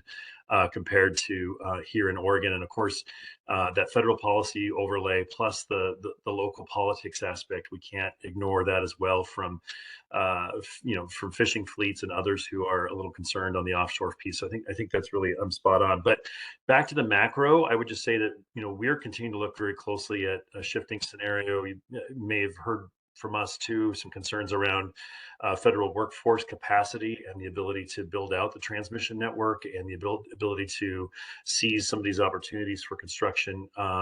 because Bonneville Power Administration does run 75% of the bulk grid here in the Northwest. So I do think that's a factor we've got to consider going forward too. So I would just say, again, sort of top line, thank you for putting the study together. Obviously, a lot of indices that are coming in that are fresh that we're going to have to probably do some adjustments for. But I really appreciate your thinking in totality about the offshore wind piece. Thank you. Yeah, I absolutely get where you're coming from on shifting policy here, because I think that this is a difficult time to have done a study, because we did the study before anything had really played out here, and now we're in a world at the moment where actually everything is up in the air. So if you were to come up with a study today, it would be very hard to define what are the parameters that you'd want to characterize the new changes with. And so, it's maybe 3 months, 6 months down the road, we'll have a better idea here about what are the near-term impacts of this, and how might that impact the policy design in this study. Edith, jump in. Yeah, I just wanted to jump in because I think this is a really important area, and I wanted Jeremy to get your thoughts on it. Maybe I'm just thinking about how we think about the modeling results in the context of all of these changes, a lot of which are going to continue to be uncertain even as we kind of wrap up these policy discussions. And I'll just reflect on an example to illustrate how I'm starting to try to think about this. And one is that on the transmission point, Scott, that you just brought up, if it's harder to build out transmission, we have a scenario where we rely more heavily on distributed resources. And in terms of overall economy-wide cost, it's more expensive. We haven't accounted for some of the benefits, like resilience. And so I think that we do get some indication of what different pathways might look like and what some of our different options might look like. And it's not perfect because we didn't model the changes that are happening. We didn't have them in place. But I don't know, Jeremy, if you could elaborate just to help us think about how we move forward in these discussions with the results that we have. Yeah, I think it's the scenarios that we've looked at are somewhat addressing some of the concerns here, in that we are moving more slowly on the demand side. In some of the scenarios, we've got limitations on the supply side. And so the changes that we see coming out of new federal policy may put us somewhere in that realm within the scenarios we were already created, so we could understand some of the ramifications of those changes. We can bound the types of impacts that they could have. The other factor here is that when we're looking out to 2050, Executive Order 2004, the concept of this type of modeling is that these are the targets we want to meet in the future. We don't have an implementation plan right now on how we're getting to those targets. And so this type of modeling is designed as a set of guideposts on what would be the pathways that would be most cost effective or meet Oregon's priorities in achieving those targets in the future. So in some respects, the shift in federal policy now is a change in how Oregon would put themselves on those pathways, rather than potentially a change in the pathways themselves. And the line is blurred there, because as Rakesh pointed out, there are policies that are very helpful on the demand side that are coming from the federal level, and Oregon doesn't have control over everything. But it may be a question of, in the near term, cost. So particularly like for a state in implementing these types of policies, IRA is incredibly valuable. And if that goes away, or elements of it goes away, then that changes the equation on which policies might be the ones that you prioritize early on. And so I think that's one of the big takeaways here. But you want to achieve those targets regardless in the future. That is the state policy. And it would be a question of implementation. What are the ways that puts us on that path? And those ways might have changed with the new administration. Yeah, thank you. And I appreciate using the term blurry. Maybe that's something we just had to collectively embrace, that some of this may be a little blurry in the short term as we go forward. Thank you for that.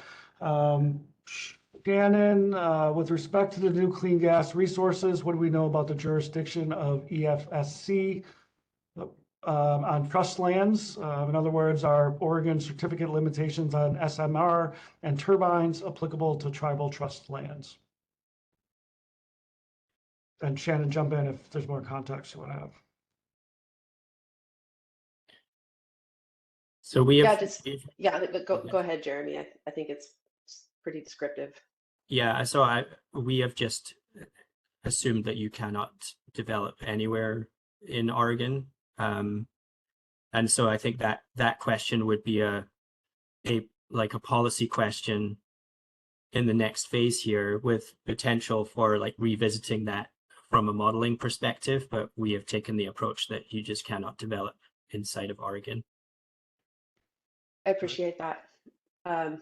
Just a quick tidbit of context is it's my understanding that there's a little over 1 gigawatt in tribally developed resources planned for Washington State to meet their database needs. So it's kind of like the private tribal sector taking off. So something for us to keep our eyes on, I think.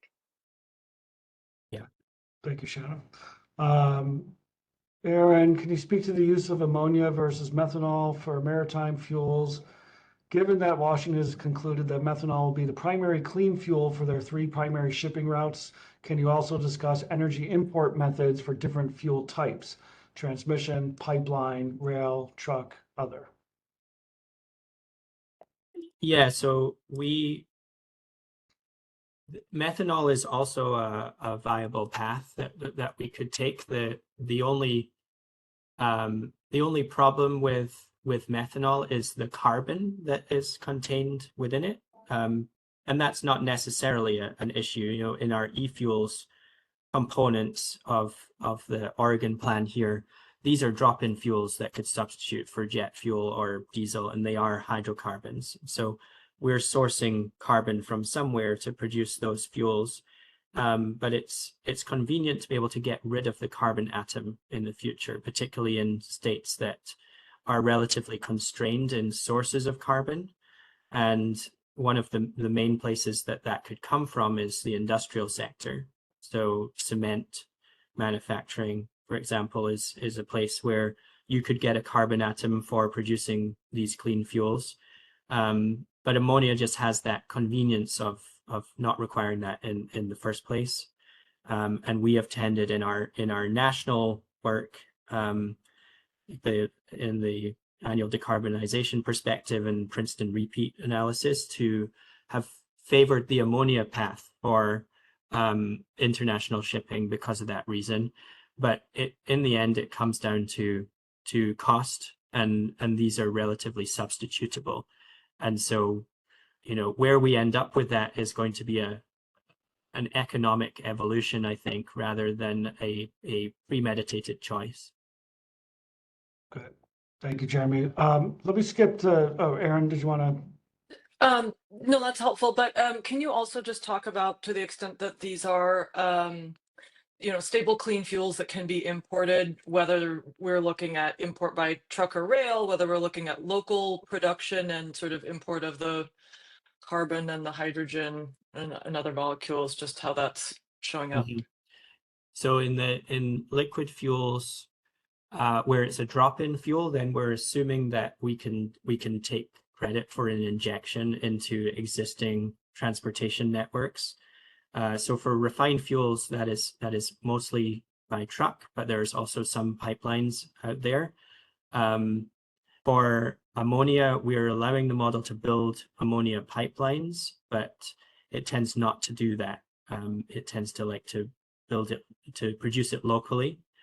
The exception to that is in our scenario 6, the alternative flexible resource scenario. In that case, we're building out a lot more electrolysis in Oregon West. And we didn't talk about that in detail today, but I have spoken about that in the previous presentations, where being able to turn on and off that electrolysis is very valuable to replace flexible resources that you can't build. But you have a lot of electrolysis then that's producing hydrogen. And the question is, what do you do with that hydrogen? It is going into ammonia production predominantly for shipping on the West Coast. And so it's getting exported to Washington, it's getting exported to California, and we're assuming by pipeline in the study here.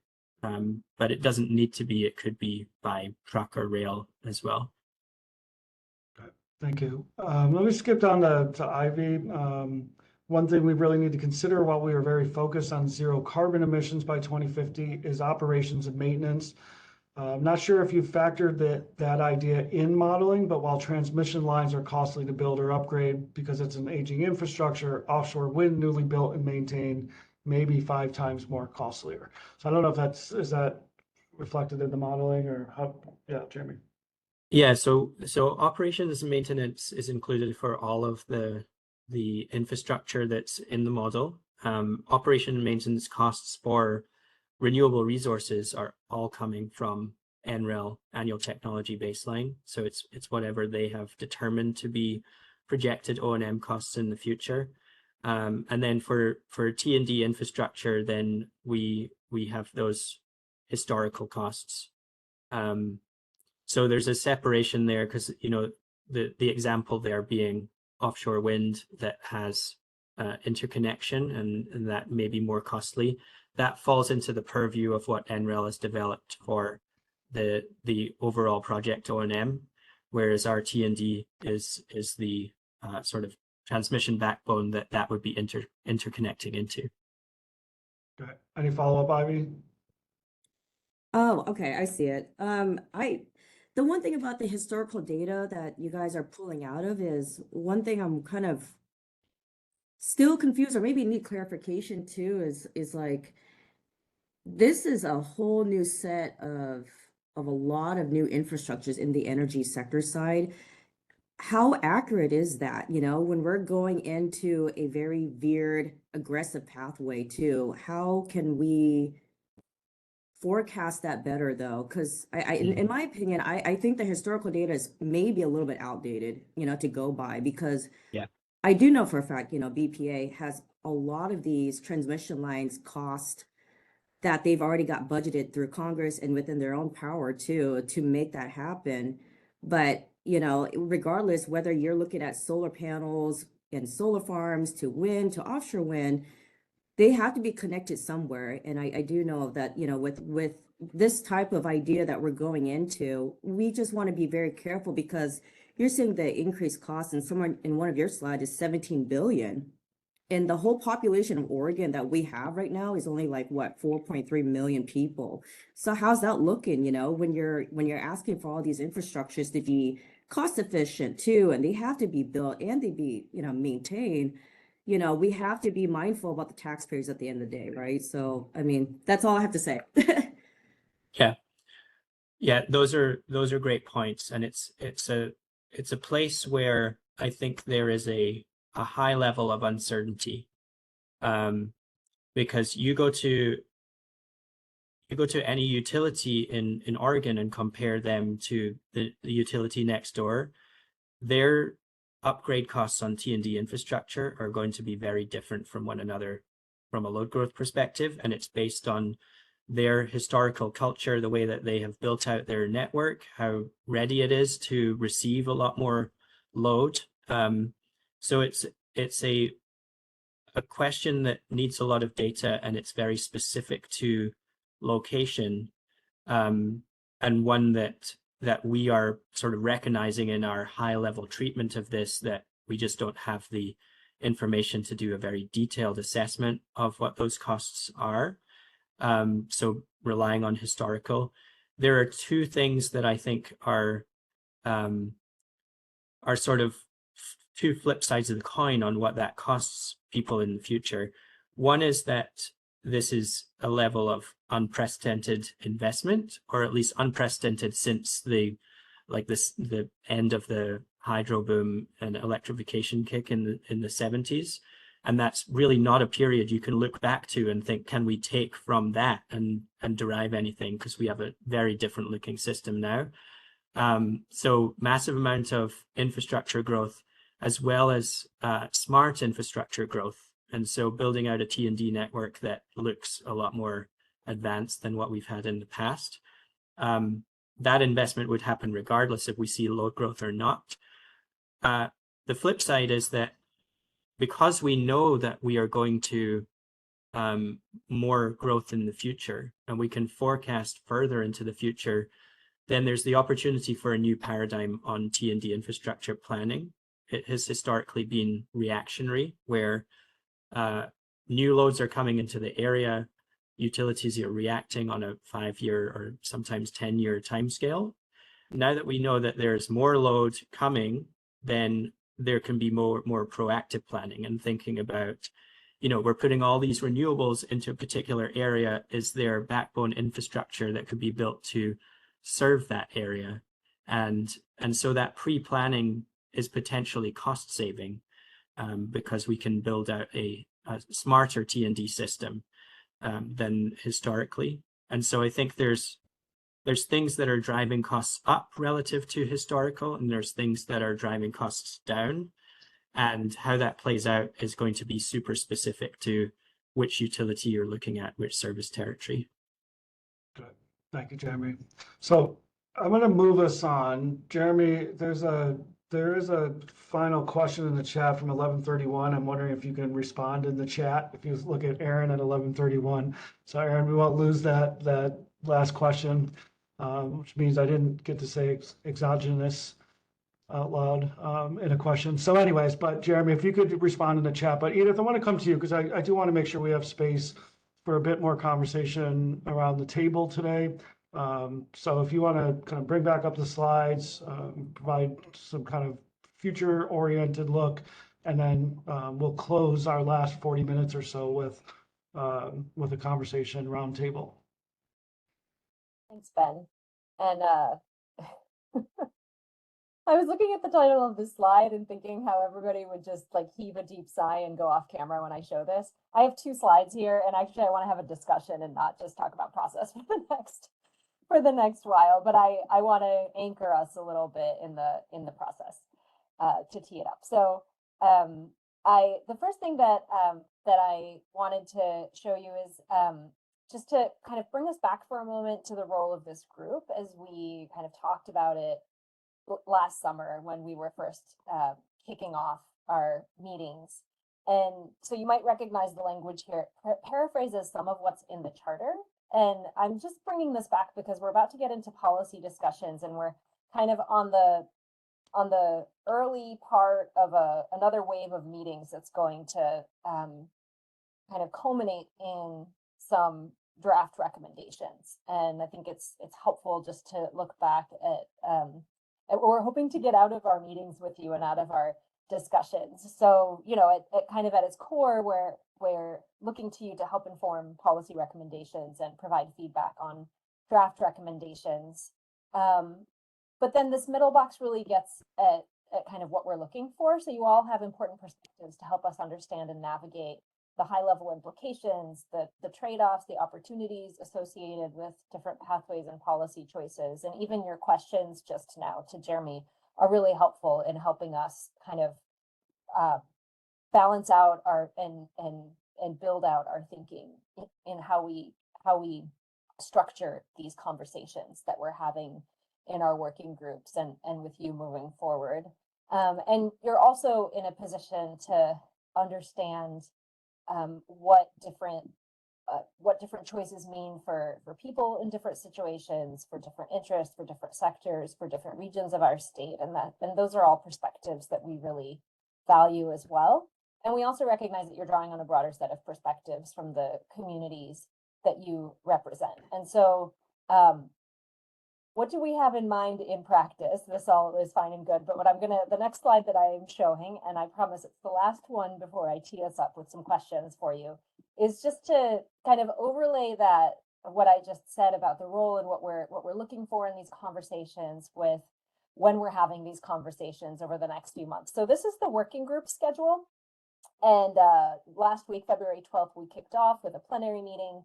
And then as you can see, each of the working groups is meeting 3 times over the next few months. And then on May 21st, we'll have a final working group meeting. And this is the most intensive part of the engagement that we have. We're also speaking with other agencies, we're meeting with you. We're going to have a few public listening sessions, but I'm putting this up because it sort of sets the drumbeat on that we're following to get to the draft policy recommendations. And so where do our meetings come in? So today we're in an early part of the process, and I'm about to tee up a conversation where I'd like to go around the table and hear from you all to help us kind of focus our minds and kind of balance out our thinking as we go into these discussions with the different working groups. And then March 20th will be our next meeting. And there we expect to be reporting back to you on what we're hearing. And particularly, you'll remember last summer that we would bring to you the areas that are the most difficult. So where we see diverging views or tricky issues coming up. And we really value having this space where we can dig into some of those issues a little bit more and understand a little bit more deeply kind of where different perspectives are coming from and different people are coming from. And this is going to be an iterative process. So we'll have another meeting here, April 23rd. There's a break in here to make to account for the busiest part of session, which is why there are fewer meetings in between. But between this March 20th and April 23rd meeting, we're going to be hearing, sorry, I'm going to back up.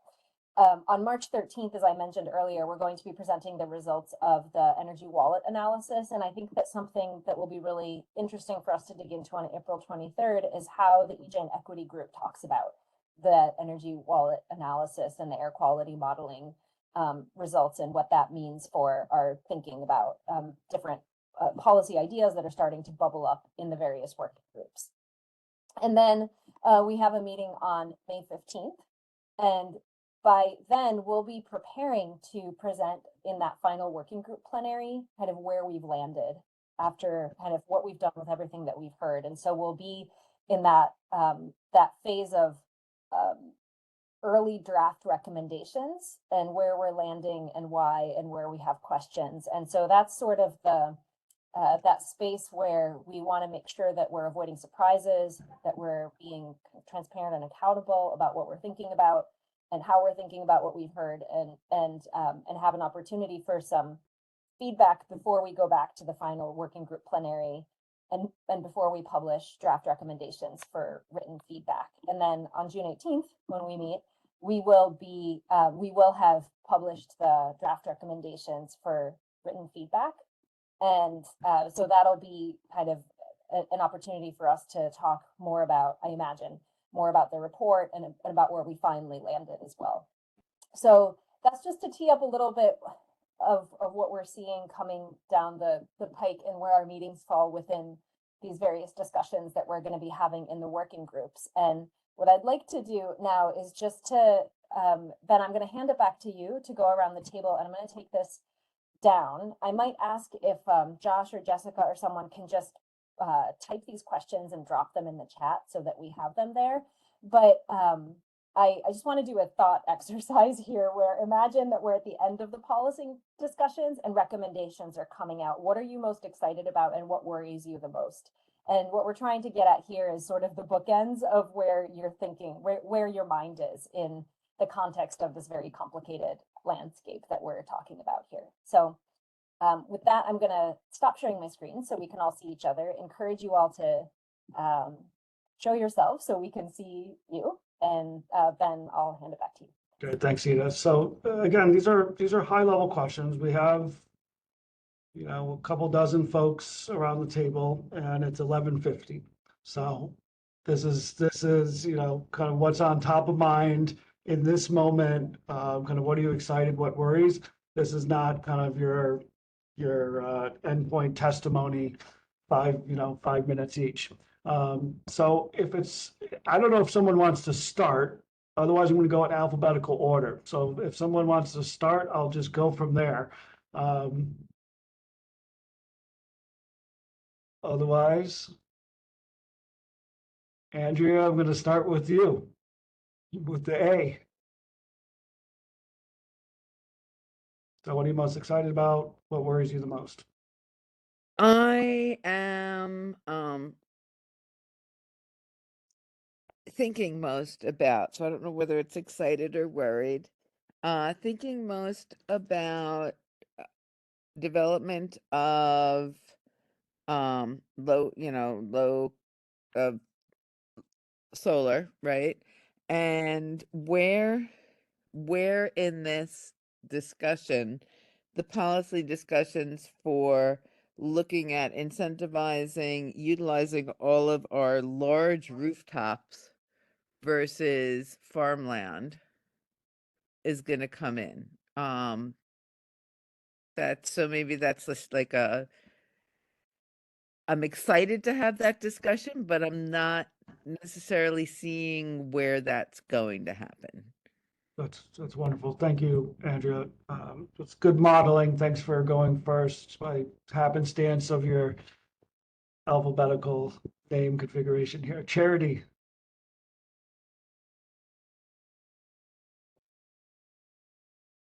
Worries me is when we're always in this frame of least cost, the communities that consistently get left behind when that is the lens we're looking through.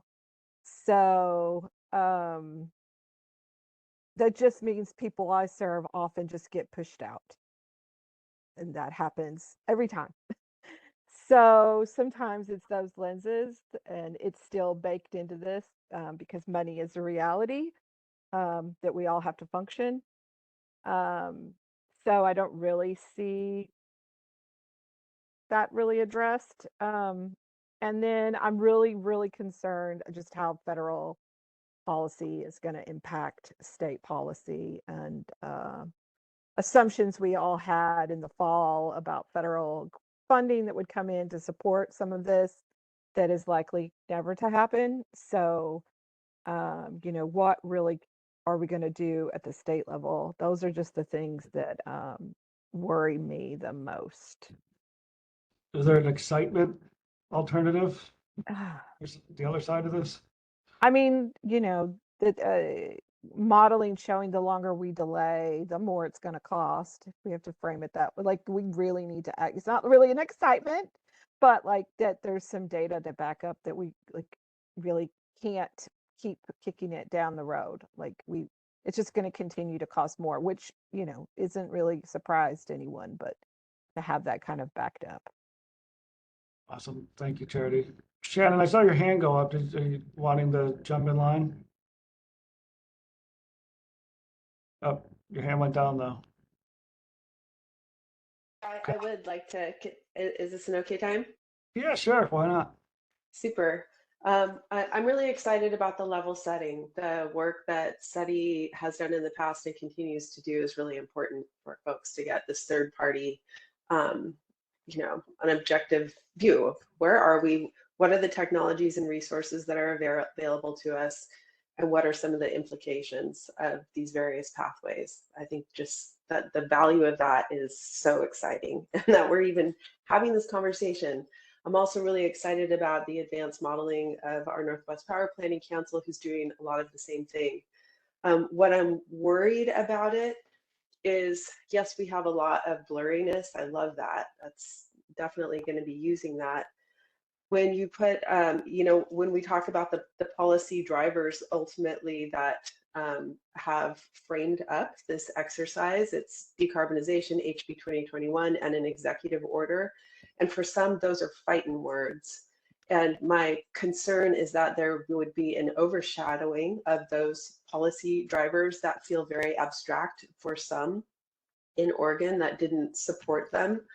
But that the holistic, and as well as those holistic carbon footprints and energy intensity footprints, overshadow the very immediate practical needs of our communities who are trying and really organizing and thinking about how they need to take care of their own energy needs, making sure that organizations like CREA continue to be represented here, and those voices are elevated. We've got Lakeviews, Pendletons, Coos Bays, Wallowa County. We've got a lot of folks who really do need access to the tools and policies to allow them to take care of their own needs. And I would hate for those very practical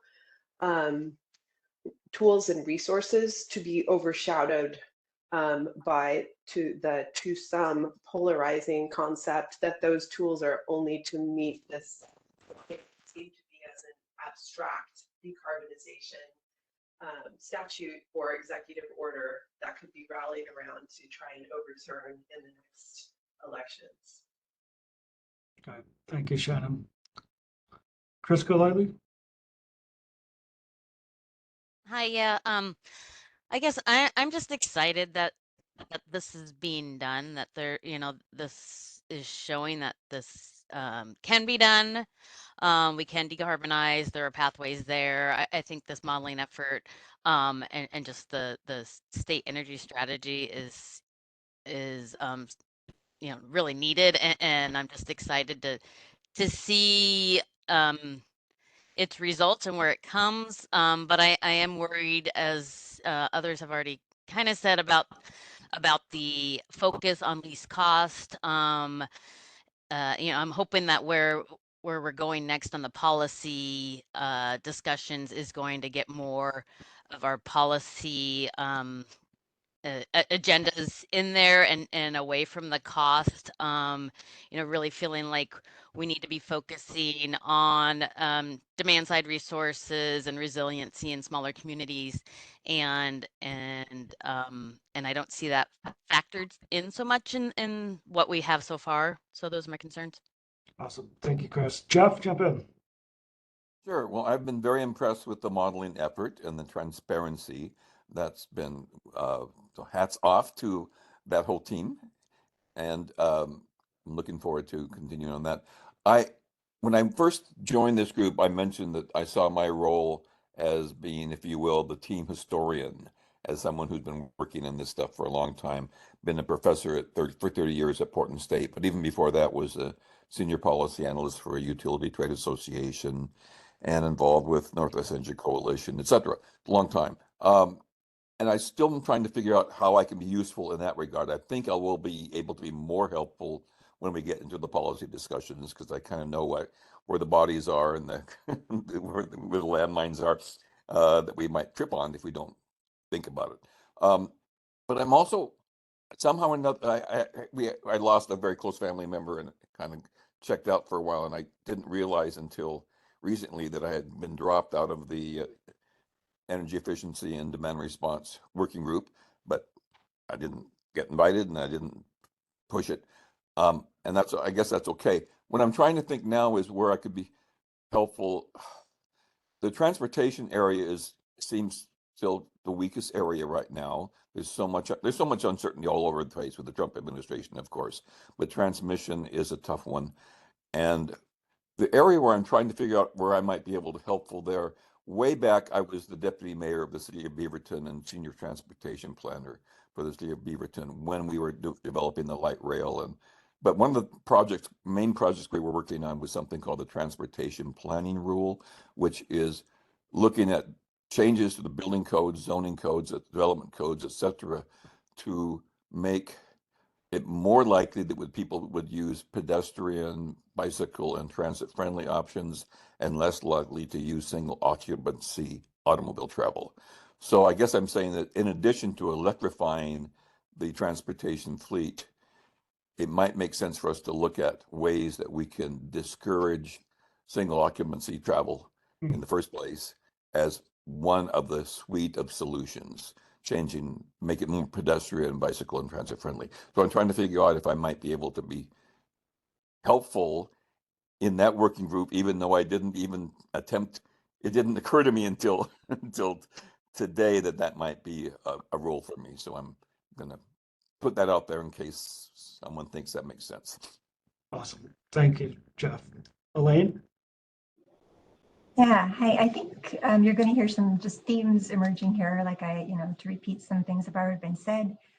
Excited about just the quality of this work, and I also think like just the way in which you've been communicating it has been very clear. And so as we try to broaden the sphere and we're talking to more people about this, it's really helpful. And of course, I think it just what we're seeing so far around, energy efficiency, distributed resources is coming through as being very beneficial. We're already pointing to that, like we're already excited about that news. The worry, I think, just back to federal changes, and I guess the worry that we might be distracted, when we're ready to use this work, and like let the chaos of the federal changes, take our focus off of what we're trying to do here. So, of course, that's the worry. But otherwise, really great work here. So, feeling good about that. Yep, thank you, Elaine. Aaron? Yeah, well, I would just echo the support for the modeling process so far. I think, as a new tool that stretches across a lot of different sectors, we've seen hydrogen trapped in a lot of the choice points that folks are grappling with here, transportation being, I think, a big highlight. But, I think this has been flagged by a couple of folks. Emerging technologies are still being figured out, and if we don't have a good representation of the bookends of those technologies, there's some real opportunities for us to miss some of the more interesting choices that we have available to us here. So just making sure that we are capturing that full spectrum of options, that we are giving the model a chance to tell us what is most efficient, as opposed to us presuming what we think is the most efficient. I think those will be really helpful going forward. So thank you. Thank you, Aaron. Fred? Everybody just got back. So apologies, I did miss the earlier comments from all of us, but I'll go back and watch the replay. I'm pretty impressed with the way this is going. Of course, I kind of expected to be, because we've seen and worked a lot with CETI and evolved in previous projects. But I also want to commend the department, and actually everybody here, for really contributing to giving us a good push. I think that the recommendations phase we're entering into is really, that's really like the delivery part of this initially, because I think the plan will, the strategy will have ongoing value, of course, but it's going to be really important to come back to the legislature with actionable stuff, but also with a context that says, we've got we're going to do the right thing here. We've got energy, and especially electric power, is the foundation of our society. We got to get this right. And so I feel like we've got a good, solid approach here. The second thing I want to say is we have to make sure this works for every part of the state and for every part of our, economy. And I am, firmly committed to listening a lot more to people outside of the Willamette Valley for that very reason. I've always said, and this goes back decades, that we have 36 counties in this state, and all of them matter. So I think that's the second part. And the third part is just on sort of the technical side, but really, as I think, kind of to frame this, the really key theme for me right now, it's not just what's coming out of the modeling, is the uncertainty about demand, especially electric demand.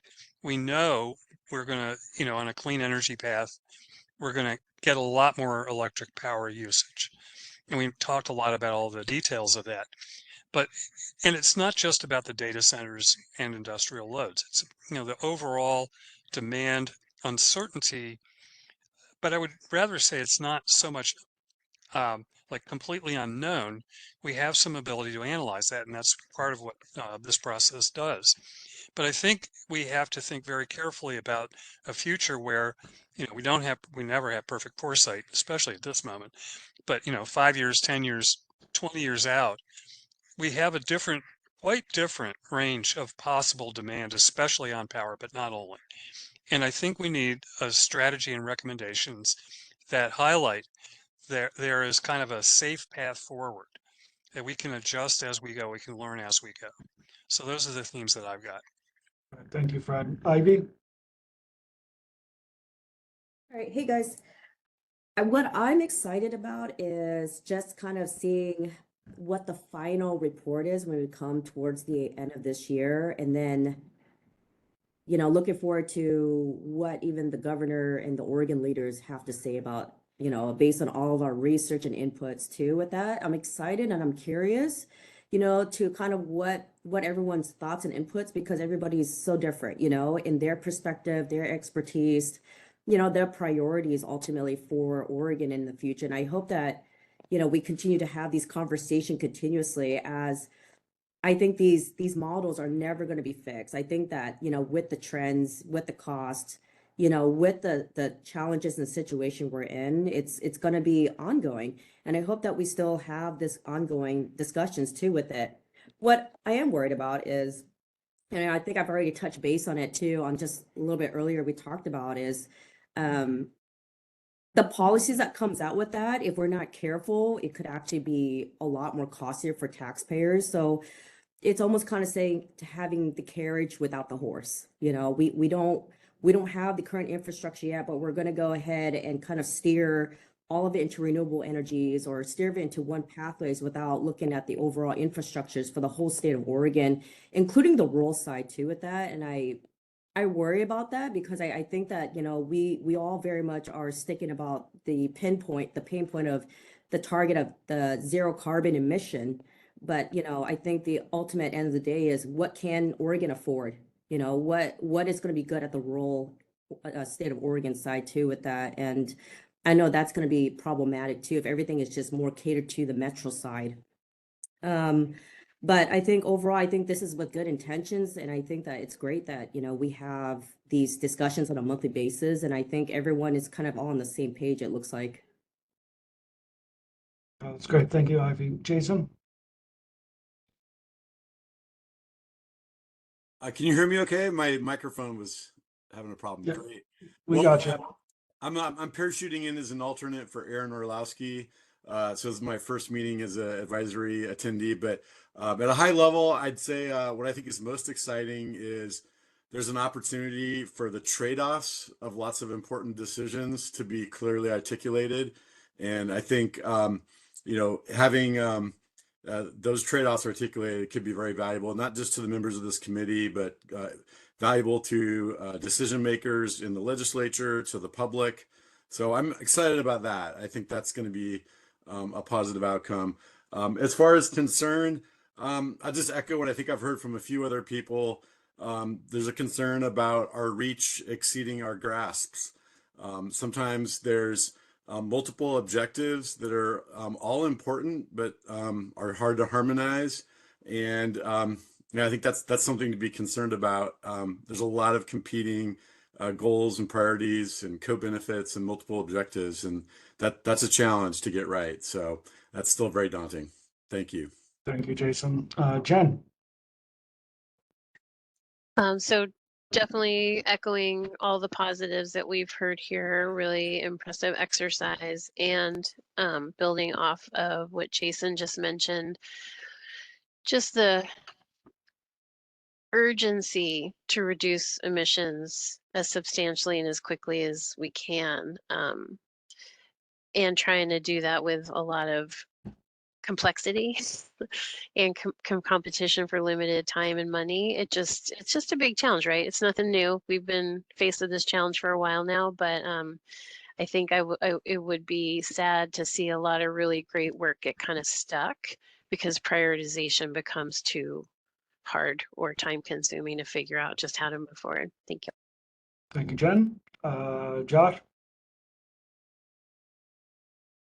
Yeah, echoing others' gratitude to the modelers. You know, I think Jeremy and his colleagues have put in some really diligent and hard work on this model in a constrained period of time. So that's really commendable, and I thank them.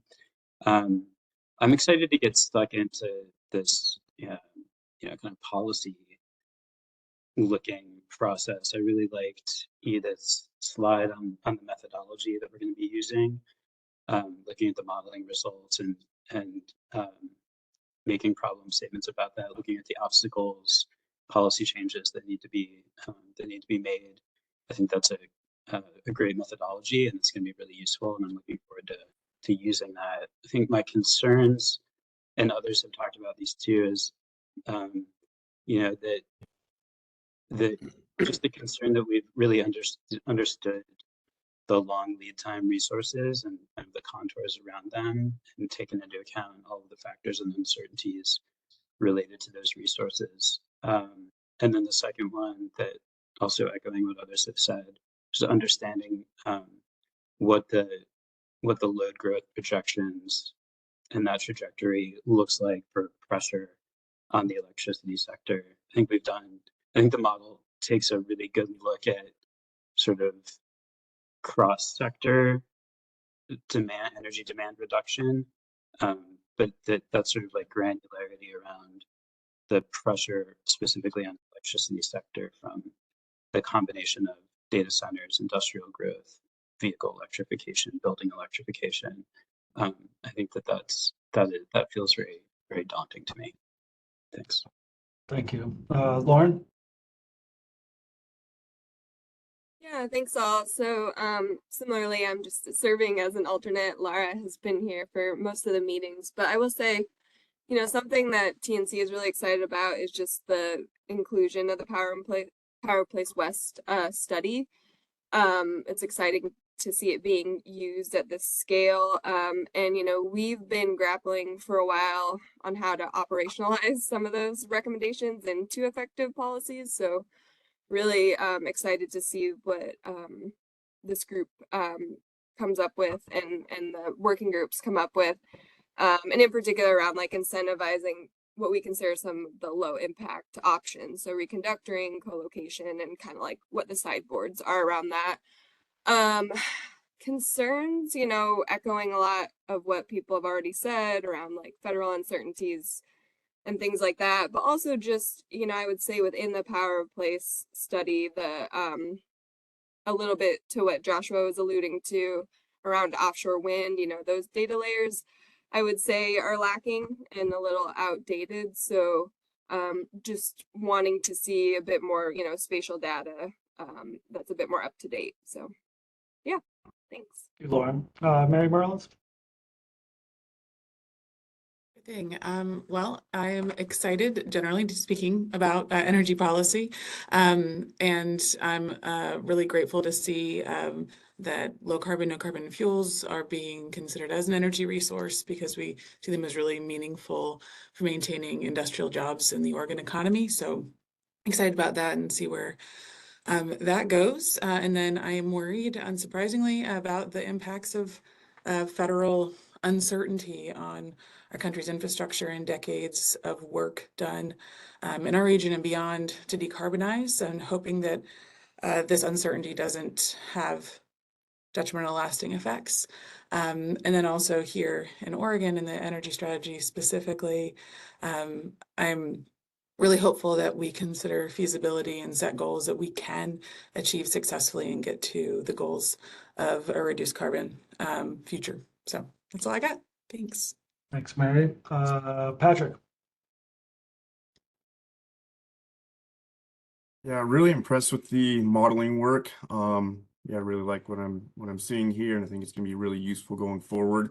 I guess when we get to the point that, you know, recommendations are coming out, what I'm most excited about are the potential opportunities that could be derived from that.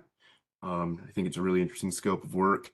But at this point, you know, with the new administration and everything, I'm definitely concerned about the funding availability that would be required for doing a lot of this stuff. So it's my main concern at this point. Thanks. Thank you. Rakesh?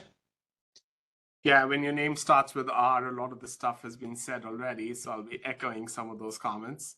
But yeah, as the saying goes, right, all models are wrong, but some are useful. And that's what I'm really excited about. I think the modeling work and the framework we have provides a very good holistic baseline. And even though inputs may change and other factors may change, I think it level sets us, provides us a platform to really use this as a tool to inform future policy.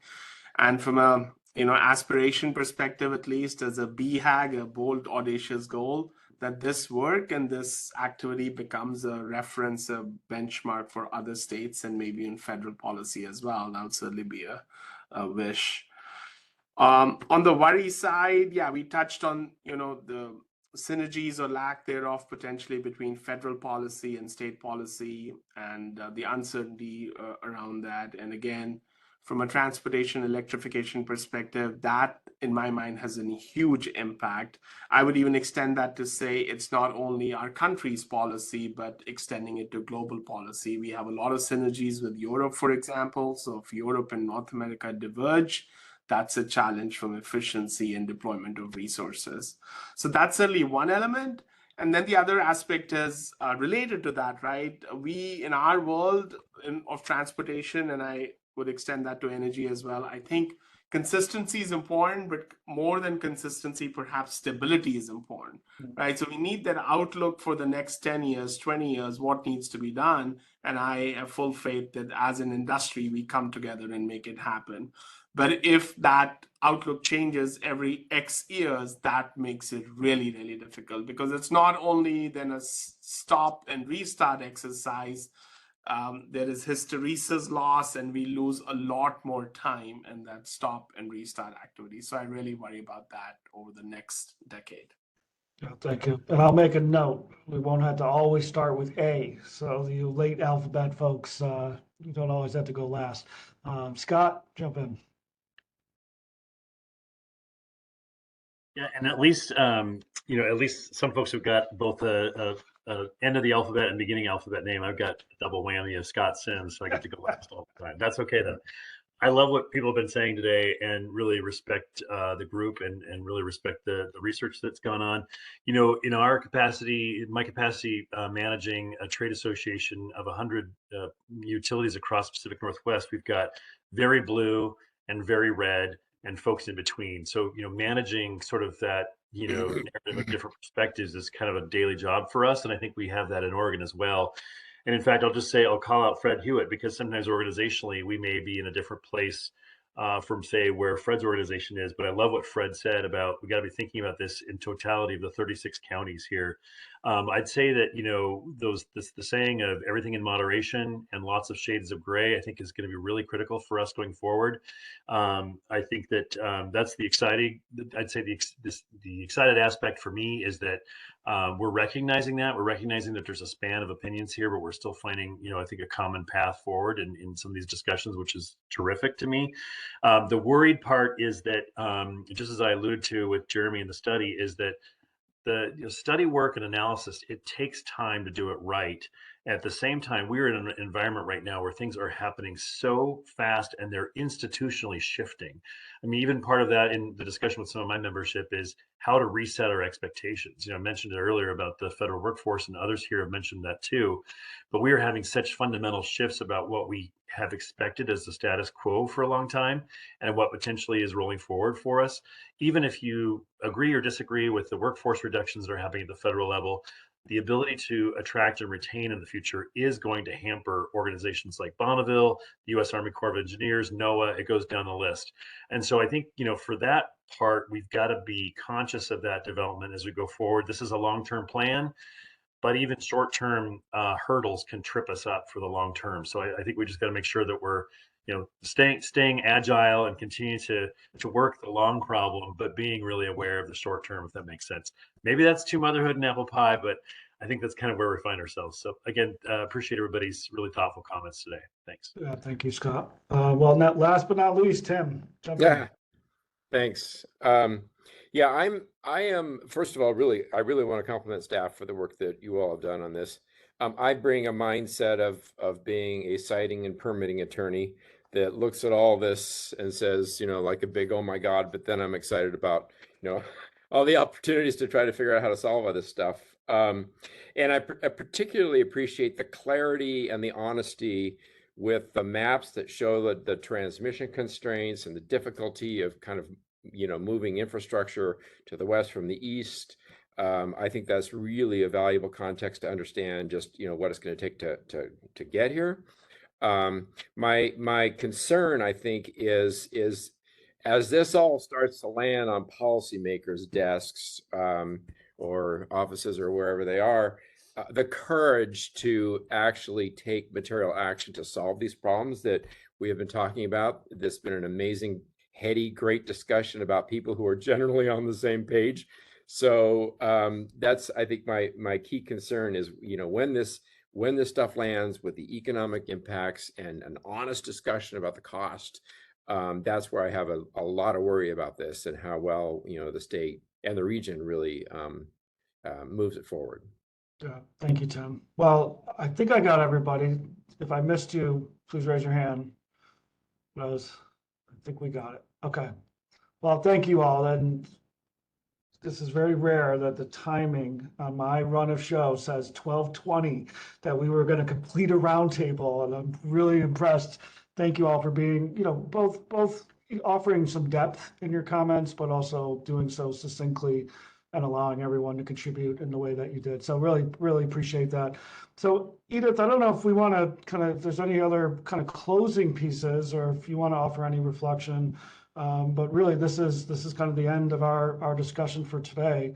But why don't I pass it to you if you have anything to offer? Yeah, thanks, Ben. I really appreciate this roundtable, and I appreciate the spirit with which people are that you all are showing up to these meetings, because this is really hard stuff, and we're jumping into some really tough discussions in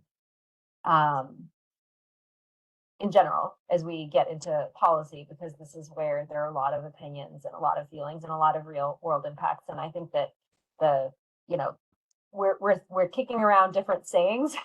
So mine is eyes wide open. I think that this is an opportunity for an eyes wide open approach, and to be in problem solving mode, and just really appreciate the perspectives all around the room, which I think you're all speaking to how difficult this is, but also that there's some really important potential here. And how do we reach for that potential in a way that makes the most sense? So I don't have any more slides to show you today. I'm happy to report I don't have one that summarizes. I know I often will show the agenda for the next meeting. There's a lot happening between today and March 20th. As I said, I think that what we're going to be doing is reporting back on what we're hearing in the working groups, and probably digging into some pretty sticky issues that are coming up.